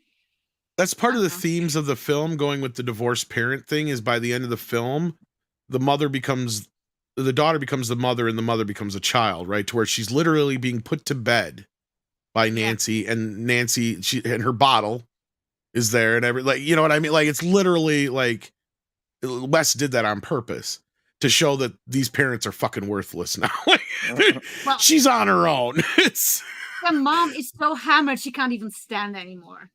Of course. Oh, this is it. This is the death scene right here with the spiral room. This also has one of my favorite practical gags with the tongue on the phone. Ooh, yeah. And you're wrong, Gary. It was Fred Astaire dancing on the ceiling. I got the clip here. So he did it too, but the fact is, Donald O'Connor. Yeah, but that's the one that Wes Craven was referring to, though. But yeah, this is one of the cheapest effects in the whole movie, but most memorable ones, where it's literally just a prosthetic phone sticking its tongue out. Works though, man. It freaks me out every time. It's I'm your boyfriend now, Nancy. Give me a kiss. See, he's got the quippy lines in this movie. It's just they're a little more darker. That's all. Oh, yeah, here's the crazy thing. I just looked it up. Donald O'Connor actually danced up a wall. You did? Yeah, they're showing it here. Fuck, man, that's crazy. He did that. I didn't know it. I thought they rotated that room for him to do that scene. His physicality, Donald O'Connor was like an amazing hoofer. See, you're like not only wrong, you were super wrong. Super fucking wrong. But I do remember the film. Block, I misremembered which film I it love was. this. Sorry. So, whoever corrected me, thank you. Mom's got her in a fucking prison now. That scene always upsets me when the dad thinks he's keeping her safe in the house when in fact he's turning the house into a prison. The other police guy doesn't listen to her. And the other cop is like, she screamed. Maybe I should go get the chief. Maybe I should go get the chief. I'm like, worst movie cop ever. But it still makes me laugh to this day. Yeah. The other line that makes me laugh besides the lock, she's like, give me the keys, mother. I don't even have them on me. Ronnie Blakely is so fucking gone. Just like, because here you see the light is on. Yeah, and when there it's gone. There it's out. The light's gone. And that's all the footage they got. Like, you guys got to understand, like, outside of a few scenes in this movie, like, a lot of these shots that you're seeing are one and dones. If they got a second or third take on some of the shit, it was very rare. Like, outside of when they got into the actual studio, then they had more leeway. But, like, a lot of this kind of stuff was a lot of one and done shit. Yeah, Nicholson was talking about the directors out there, and he refused to ever work with Kubrick again after doing The Shining because he took so many fucking takes. But he was talking about another director. I've heard that's been exaggerated, but yeah, really, it's in the book 142 or 147 takes. I heard exaggerated, but it was about half that. But even still, half that is excessive. Ridley Scott, and the thing is, the more you get a director who's not an actor's director, the more shots you get takes. The reason why Kubrick's a lot like George Lucas in a sense that he doesn't know how to tell his actors what he fucking wants. Ridley Scott's the same way. Ridley Scott's the same way. They're not actors, directors. That's why Harrison Ford got aggravated with him. What's the coroner got to say? I don't know. He's still in the John puking since he saw it. Yeah, the coroner. And I love John Saxon as the dad. He's because unlike the other film where he was a cop in the other horror film, in this one he's a cop. Yeah, Black Christmas. He's also the dad, and I like. Apparently he's dead. And I imagine that's why he did it. But I'm he's gonna a go shitty get dad. the guy who did it, Daddy. Yeah, baby. Yeah, I've been telling you, get to sleep. Tell me who did it, and I'll go get him. Way closer to her father though, because she calls him daddy, and her mom she calls mother all the time. Mother. So daddy is the one. Oh yeah, they don't have a very good relationship all the time. Which is funny because one of the scenes, speaking of scenes with multiple takes, one of the scenes that had the most takes in this movie was the scene where Ronnie smacks her because they couldn't get it right, and Nancy said her face was just raw by the end of it because Ronnie kept backhanding her with her hand that had a ring on it, and of course, being from the theater background that Ronnie is, you just look. There's movie slaps, and then there's stage slaps. She was doing stage slaps, which is where you basically slap somebody hard enough to make the noise. Yep. But it wasn't looking right for what Wes wanted. So like 23 takes, I think it was just insane. Yeah. Like Heather's like, I think he just wanted to abuse me for a while. He's like, no, it was really just Heather, like Nancy, like Ronnie just couldn't get the hit right. And the one that's in there still sucks. I forgot about this, Tom, but okay, so yeah, the book that she's using all these from, and this is one thing Wes said, he goes, of all the things in all the movies I've ever made, he goes, this is the one thing I'm surprised nobody's ever picked up on, and I was deathly afraid that some kid would mimic, because all these booby traps are real. This book that she had is a real book, and all these booby traps are in that book. Holy shit. So if you want to know, go find that book. It's a World War II era booby trap and anti-personnel device book. Well, no, if she's I wonder if this had any impact on Home Alone. Oh, definitely. Oh, I don't know, but if that's where you got the idea. Wes likes his booby traps. Wes loves his booby traps. Yeah, hills have eyes. He even made a rule for himself after a while that he couldn't have any more booby traps in his movies. I shit you not. Yeah, I think it was during. I think his last one was the people under the stairs, and I think that's the one after that. He's like, yeah, no more booby traps. Yeah, because there's nothing in Scream.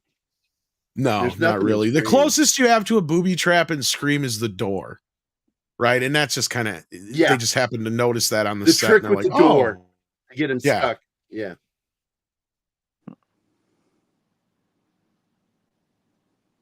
You know what I loved about her? I love her eyebrows. Girls with dark eyebrows are cute to me. Heather? Oh, Heather was adorable.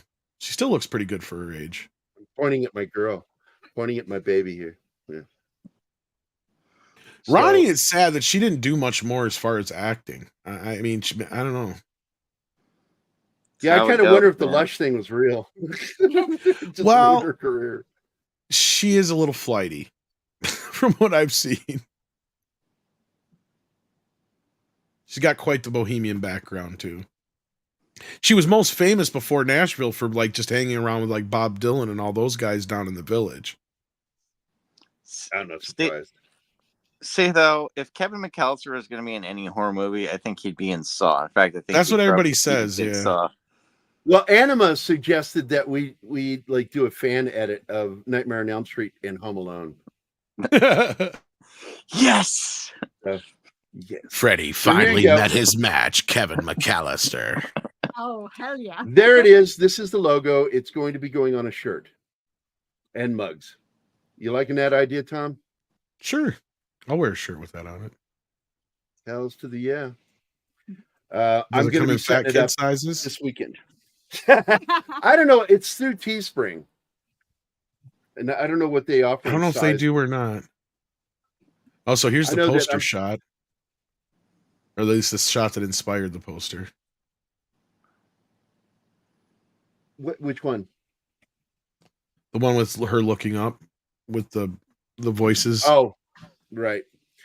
And Wes said that. To be honest with you, I am so surprised that movies that get R ratings from the early 80s, like this movie. Another one is The Changeling with George C. Scott is R rated. There's no language in it, hardly any at all. There's no nudity, so why the fuck is it R rated? It does. Well, it does actually have some brief nudity in it, but even then, nudity wouldn't normally get you. I don't remember seeing any nudity. Oh, that I don't know. Nightmare, I'm talking about. No nudity in it. I don't remember any Changeling. It might not be. You see her back. Yeah. No, when she gets pulled down into the when she gets pulled down into the water, we see the body doubles tits. Oh, we see her tits. That's right. I forgot about that. And I think you can see Amanda Wace's tit for like a second in one shot. All the blood. I mean, the fact that the blood is what killed this movie. That might have done something. It's just unsettling more than anything. But yeah, like the blood is what killed this movie more than anything. Yeah. And as Gary Oldman said, blood is the life. Yeah. If you want to share this real quick, what I'm sharing here, this was the original poster design. And there's kind of a slightly funny story to this one. I fucking like that. Some people do like this design. But I absolutely do. Okay, just before if it was, there's that problem. But we wouldn't even have the iconic poster design if it wasn't for this poster, because the kid who brought it in, this messenger kid, brought it in to Wes Craven and Robert Shea as they were in the midst of editing the film, right, and doing the final mix and shit.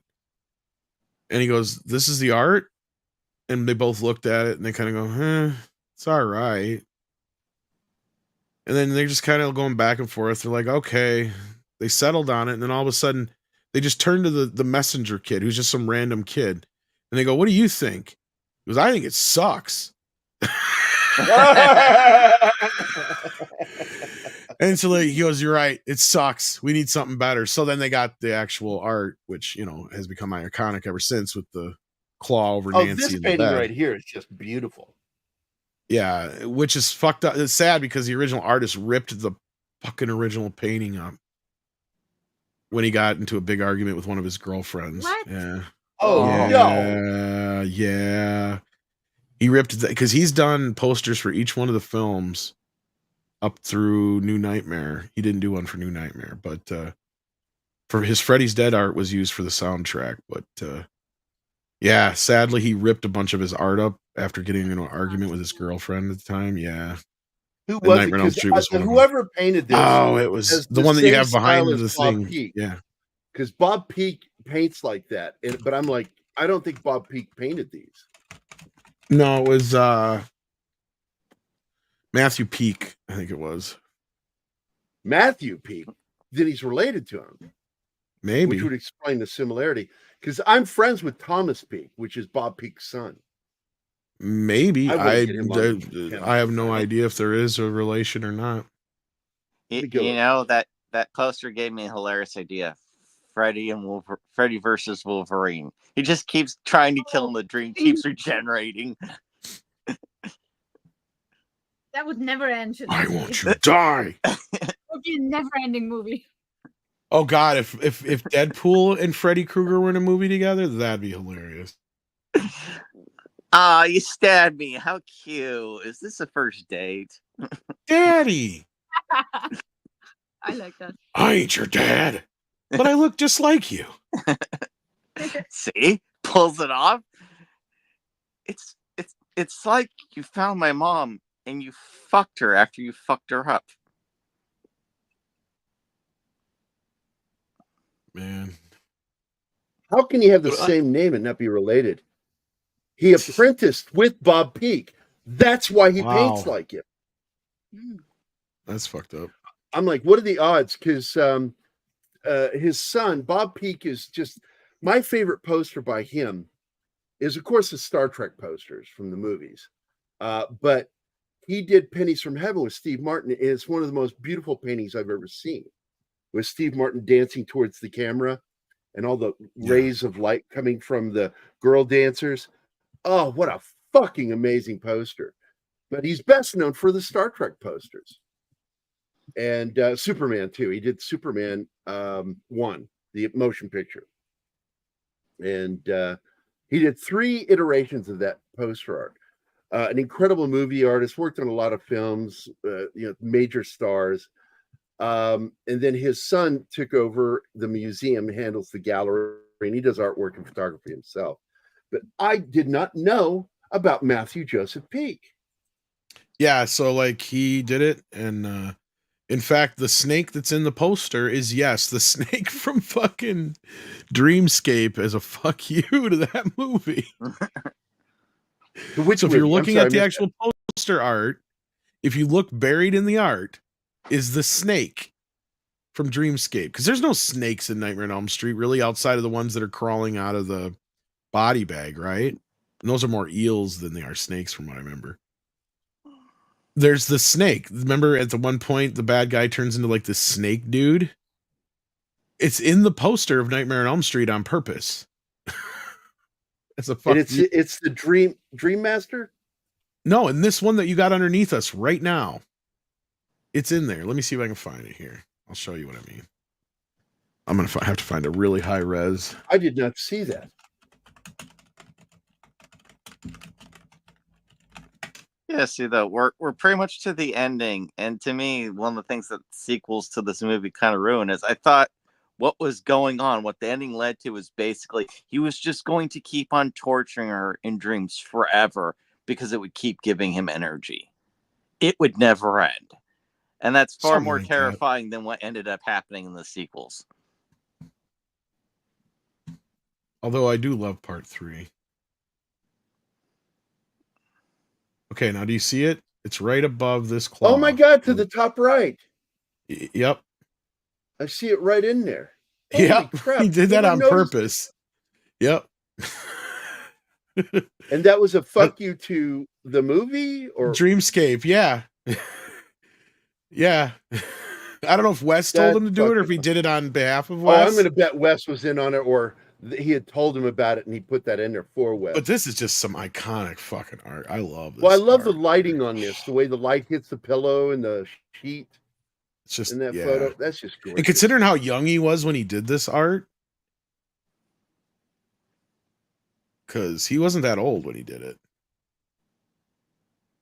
That's amazing, dude. As you have it behind here too. I just love that claw where it's like the claw with the bone hands underneath. Right. Just the veins. Just what inspired him to do that shit? Well, you know who did the Dreamscape movie poster is Drew Struzan. Drew Struzan, yeah. Who I was not an apprentice to, but he was my mentor as an artist. He taught me a lot of the stuff I know. I love the oatmeal or whatever the fuck that was in the stairs scene where she's trying to run, that one scene. That was a Bob Shea scene. Really? Yes, this was a dream that Bob Shea kept having. And I had dreams like that too where I couldn't run. He was really adamant about Wes putting it in the movie. Wes didn't really want it in the movie anyway. He didn't see the point in it.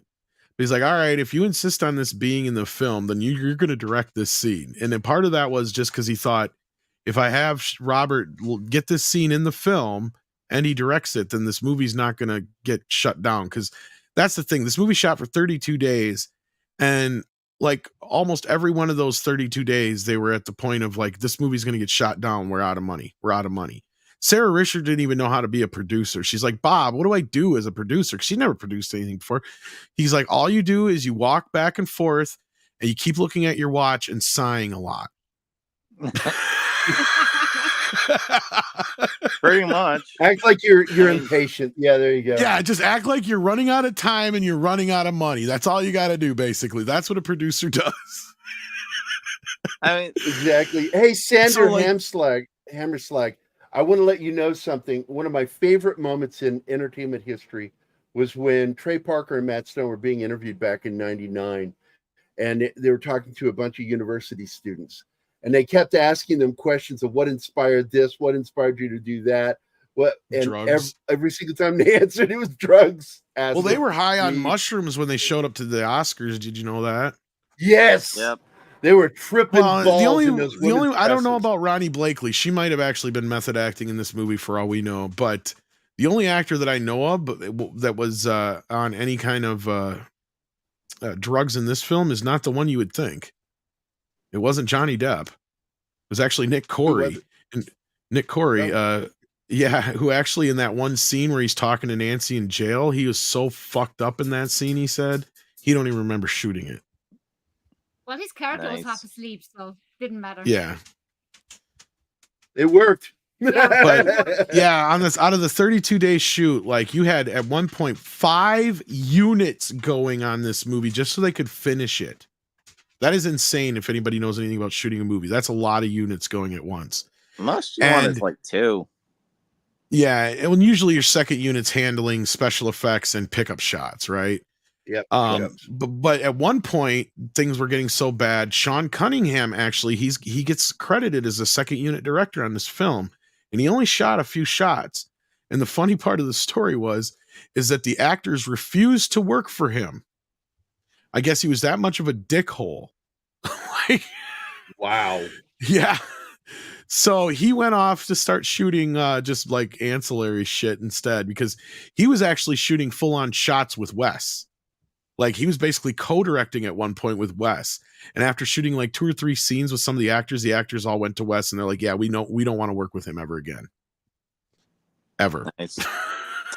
Very nice. And it makes sense because I've heard some stories about Sean. He can be a bit prickly. So, by the way, Cavatino, I am eventually going to do that show. I like Dreamscape. It was a fun film, great cast. Some of the effects got a little hokey, but I still enjoyed it.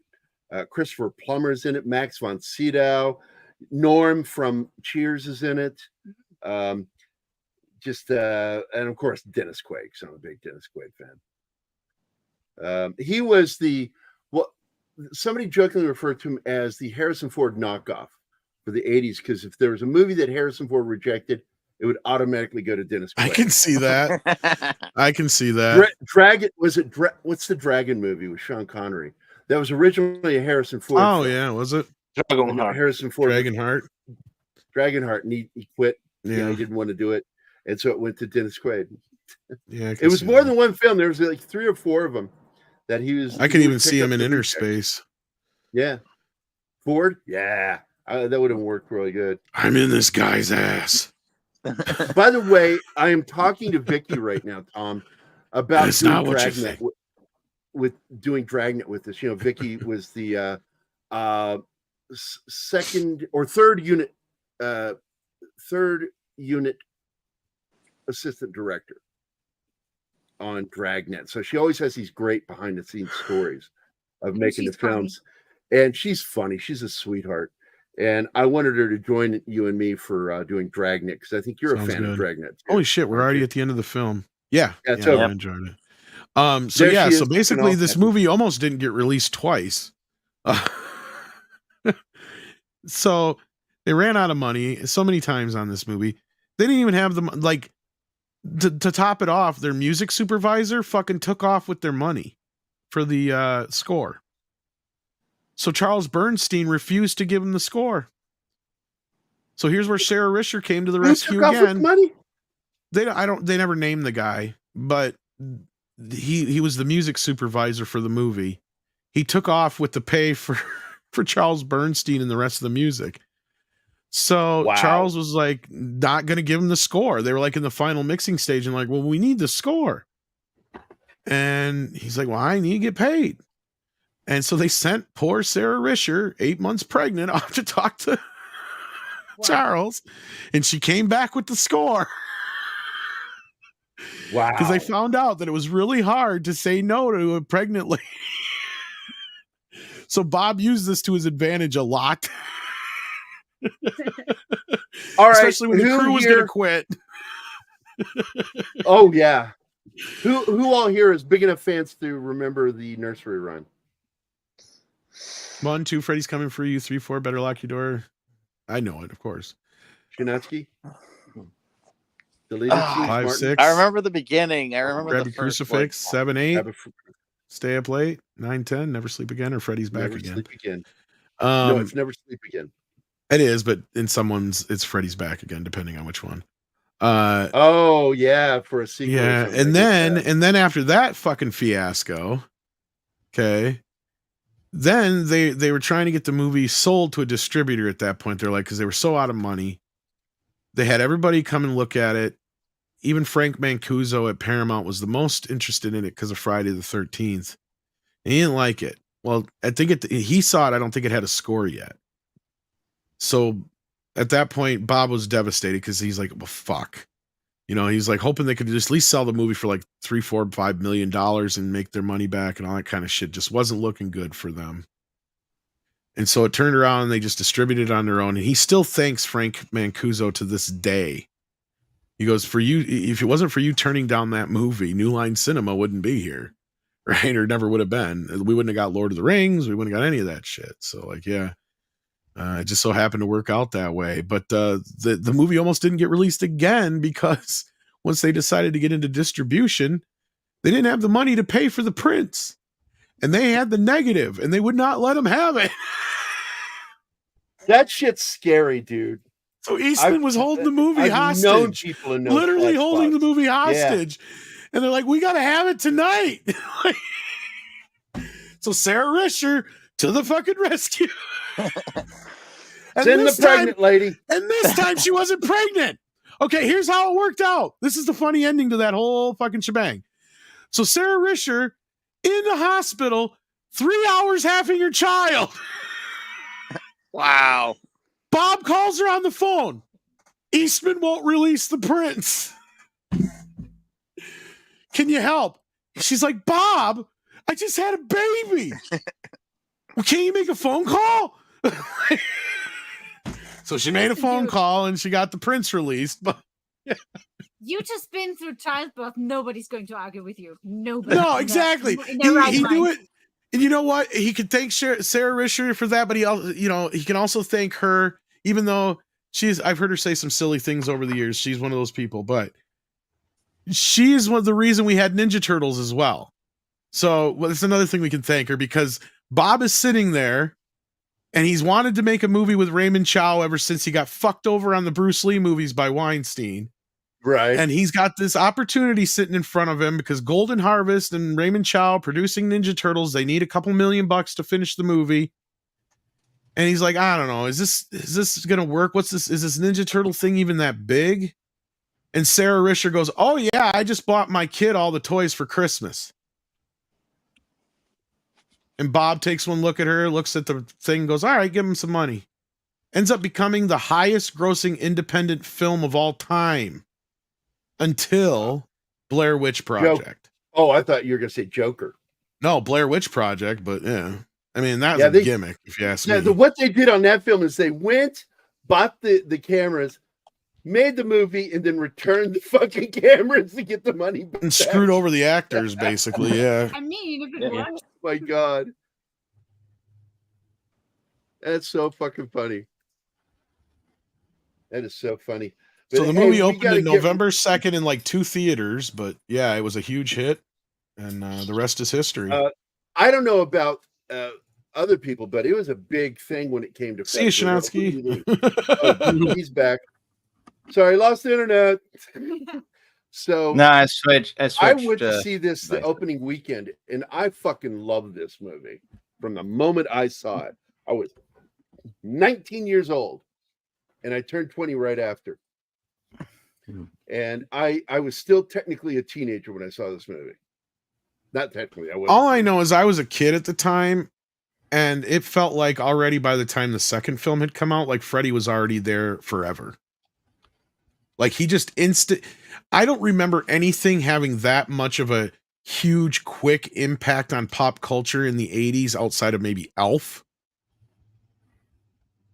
I don't know. You guys can think of something that just kind of hit the scene and all of a sudden everybody was like, oh, that's a thing.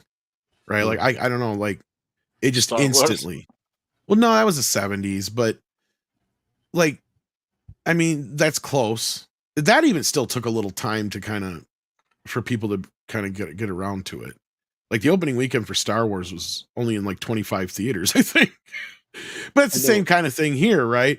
But it just felt like instantly Freddy became part of the pop culture. Like he was in the same breath as Dracula and Frankenstein, like Gerry was saying before. It was like just instantly kids knew who Freddy was. For yeah, like instantly I knew who Freddy was right away. I don't even know where the first time I heard about him, but I knew who he was before I ever saw any, years before I saw the films. So the impact he had on pop culture to me was just so huge. It had to be, because for me to be aware of him at 4 or 5 years old when he's brand new like that, and him feel like he has that gravitas to be there already. We had those 3 great faces for our generation, which was Michael Myers as the Shape, Jason, and Freddy Krueger. But it even took some time for Jason to evolve into the Jason we got, right? Like that's my point. Yeah, it was like Freddy was like instantly like all of a sudden third film. Is and that's kind of why I love New Nightmare, because New Nightmare plays with this idea that Freddy is kind of part of something that's always been here. Yeah. And it's just, this is a new incarnation of it, and it's just this next Halloween. Let's do a New Nightmare, because I really do love that film. I feel like that helps play into that whole idea of why Freddy had this, because there's no real reason why Freddy should have had that kind of impact. Like, I mean, yeah, as a horror film, fine, but like when I'm saying pop culture, like Freddy had a fucking pop album, kids. Like, I remember that. Yeah. Will Smith sang about him. Yeah, I mean, like you guys got to understand, like. And yeah, don't even get me started on the urban fucking impact that Freddy had. Holy shit. Right? Between the Fat Boys and Will Smith, there's enough of the proof for you there. I mean, and they knew early on, and Wes this is why Wes, if you look at his career, he had a huge following in the African-American or Black community. And he leaned into that with some of his later films like Vampire in Brooklyn and People Under the Stairs, right? He was well known and beloved by the Black community. They loved the Nightmare on Elm Street films. It played very, very well in urban areas, and they would go to the theater and they would scream at the screen. And that was one thing Robert Englund said. He went to this one theater. You're gonna die. Yeah, he said he went to this one. I can't remember where it was, but it was somewhere in Pasadena, I think he said. And he just so happened to pick a night where a bunch of these like cheerleaders from the local college had brought a bunch of their boyfriends from the football team. And this just goes to show you how unracist we were even in the 80s. He goes on to talk about how mixed of a crowd it was, because you had a bunch of these big, 300-pound black football players and their tiny little cheerleader girlfriends. And he goes, the funny part was, he goes, I figured out through the evolution of watching the film, the girls had seen the movie already. So they were having fun watching their big fucking boyfriends lose their shit. So you got a bunch of these guys going, no, bitch, don't go down there. Oh, shit. Oh, shit. Fuck. Oh, shit. Freddy's going to get you. I told you. That's a pretty good voice. You did it. You were spot on there. Hey, guys. So you got a bunch of 300-pound fucking football players, scared little kittens in this movie while their girlfriends are laughing at them. Like, that was what he said. He goes, I loved it. He goes, from that moment on, he goes, I knew that this movie was something. Tom, you guys keep going because you've got more to talk about. I have to go because my daughter's going to be here any second. And no problem. So, we should wrap this up anyhow. But I mean, I want to give everybody else a few minutes to talk because I've been dominating. Dude, you rocked on this show. I didn't feel like I really needed it. I haven't even got half of the shit out I know about this. Like this movie, this series, this franchise. Oh shit! If other people hadn't already done better documentaries than I probably ever could, or written better books than I already could, I would have. You guys can well, you and I are involved in a single documentary. I will point that out because you're in it and I did the poster. That's true. With our buddy Greg. And a reminder, we are turning 80s Fright this month into 90s Fright just for Nadia. So we can do Ash or Bruce Campbell versus the Evil Dead. Yeah. Or Army of Darkness, sorry. Because she wanted to do that movie. She keeps wanting to do movies, Tom. She'll go, can we do this movie? That's the 90s. Can we do this movie? That's also in the 90s. Well, what about this film? Also the 90s. So we're doing one 90s night just for her. No, I try not to change the movies on you too often. The one I was going to watch for you this week, but you let me pick it. And of course, like, yeah, the joke was on me. Is the moment I did that, I probably jinxed myself because I thought I was going to have my 4K of this already like Wednesday. Right. It didn't show up till today, just before the show. If you jinxed yourself. I think so. Because what's funny is that the same place I ordered that from, they sent out Land of the Dead the day after Nightmare on Elm Street got shipped. And I got Land of the Dead Thursday. And for some reason, didn't get Nightmare on Elm Street till today. But go figure. But I skimmed through it real quick just to see how good it looked. And if they fixed the sound issues they added into the last release, and they did fix the sound issues. Blu-ray looked pretty good so far, but we need to at some point results on that. Time really address the stupidity of James Cameron and what he's doing. Because it's just driving me up a wall what he's doing and arguing with people. And it's hurting other restorations now too, because now they're getting it in their heads that they can just do the same thing James Cameron did because James Cameron did it. Yeah, and it's fucking it up. So we'll get in that next time. Tom, thanks a lot, man. I'm glad you picked this movie because I love talking about this film. Deleted Scenes, thanks for being here, buddy. Shinatsky, as always, I love you, brother. Martin, you've been very, very quiet. Are you still there? No. Okay. Oh shit, Freddy. So everybody mourned the loss of Martin for this episode. We're going to get out of here. Tom, what do you think we should do next time? 2 weeks. It'll still be Halloween. Ask me in about a week. All right. Okay. I'll bug it's you. a little easier for me to kind of bugging you. I'll bug you. Come on, Tom. Come with an idea. Because whatever you want to do, I'm always happy to do. I love it, man. I just love hanging out with you. It's always fun, and you'll come up with stuff I didn't know, and I'm like, God damn, I didn't know that. That's fucking awesome. I learned something. And I sometimes occasionally have done that with you where you didn't know something. Damn, it's 1 a.m. All right. Stay safe, Mephisto. He's over near Tel Aviv. So just stay safe, brother. We love you. That's it, guys. I want to say, I got to do my little thing here before we go. Let me get the mirror going and then do that. There we go. I'll move over. It's like in a private chat. Ignore the woman in the background, the man behind the curtain.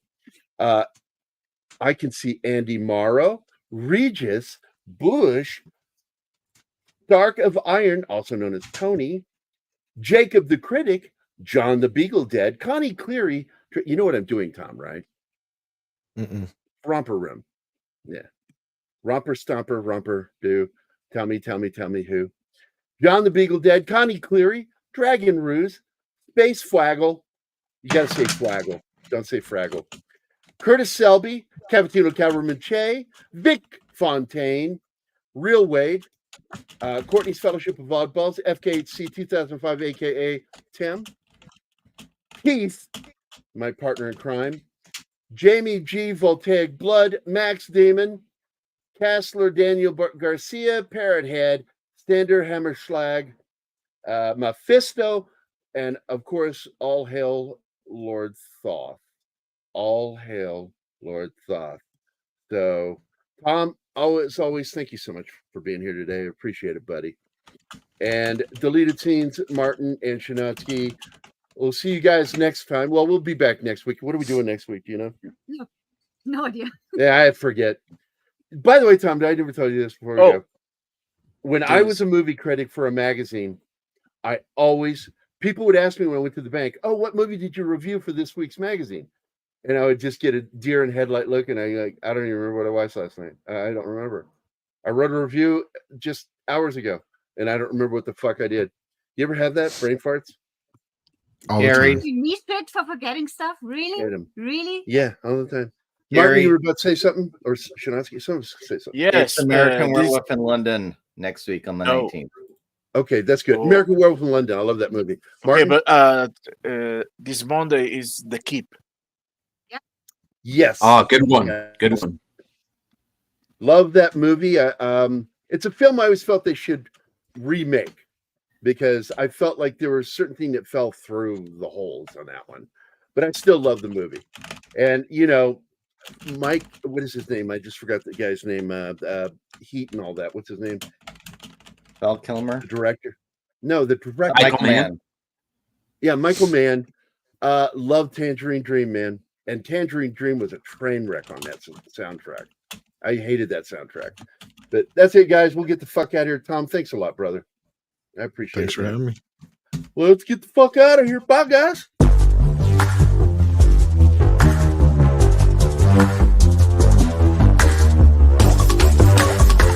This episode was brought to you by Tom Connor's Hair.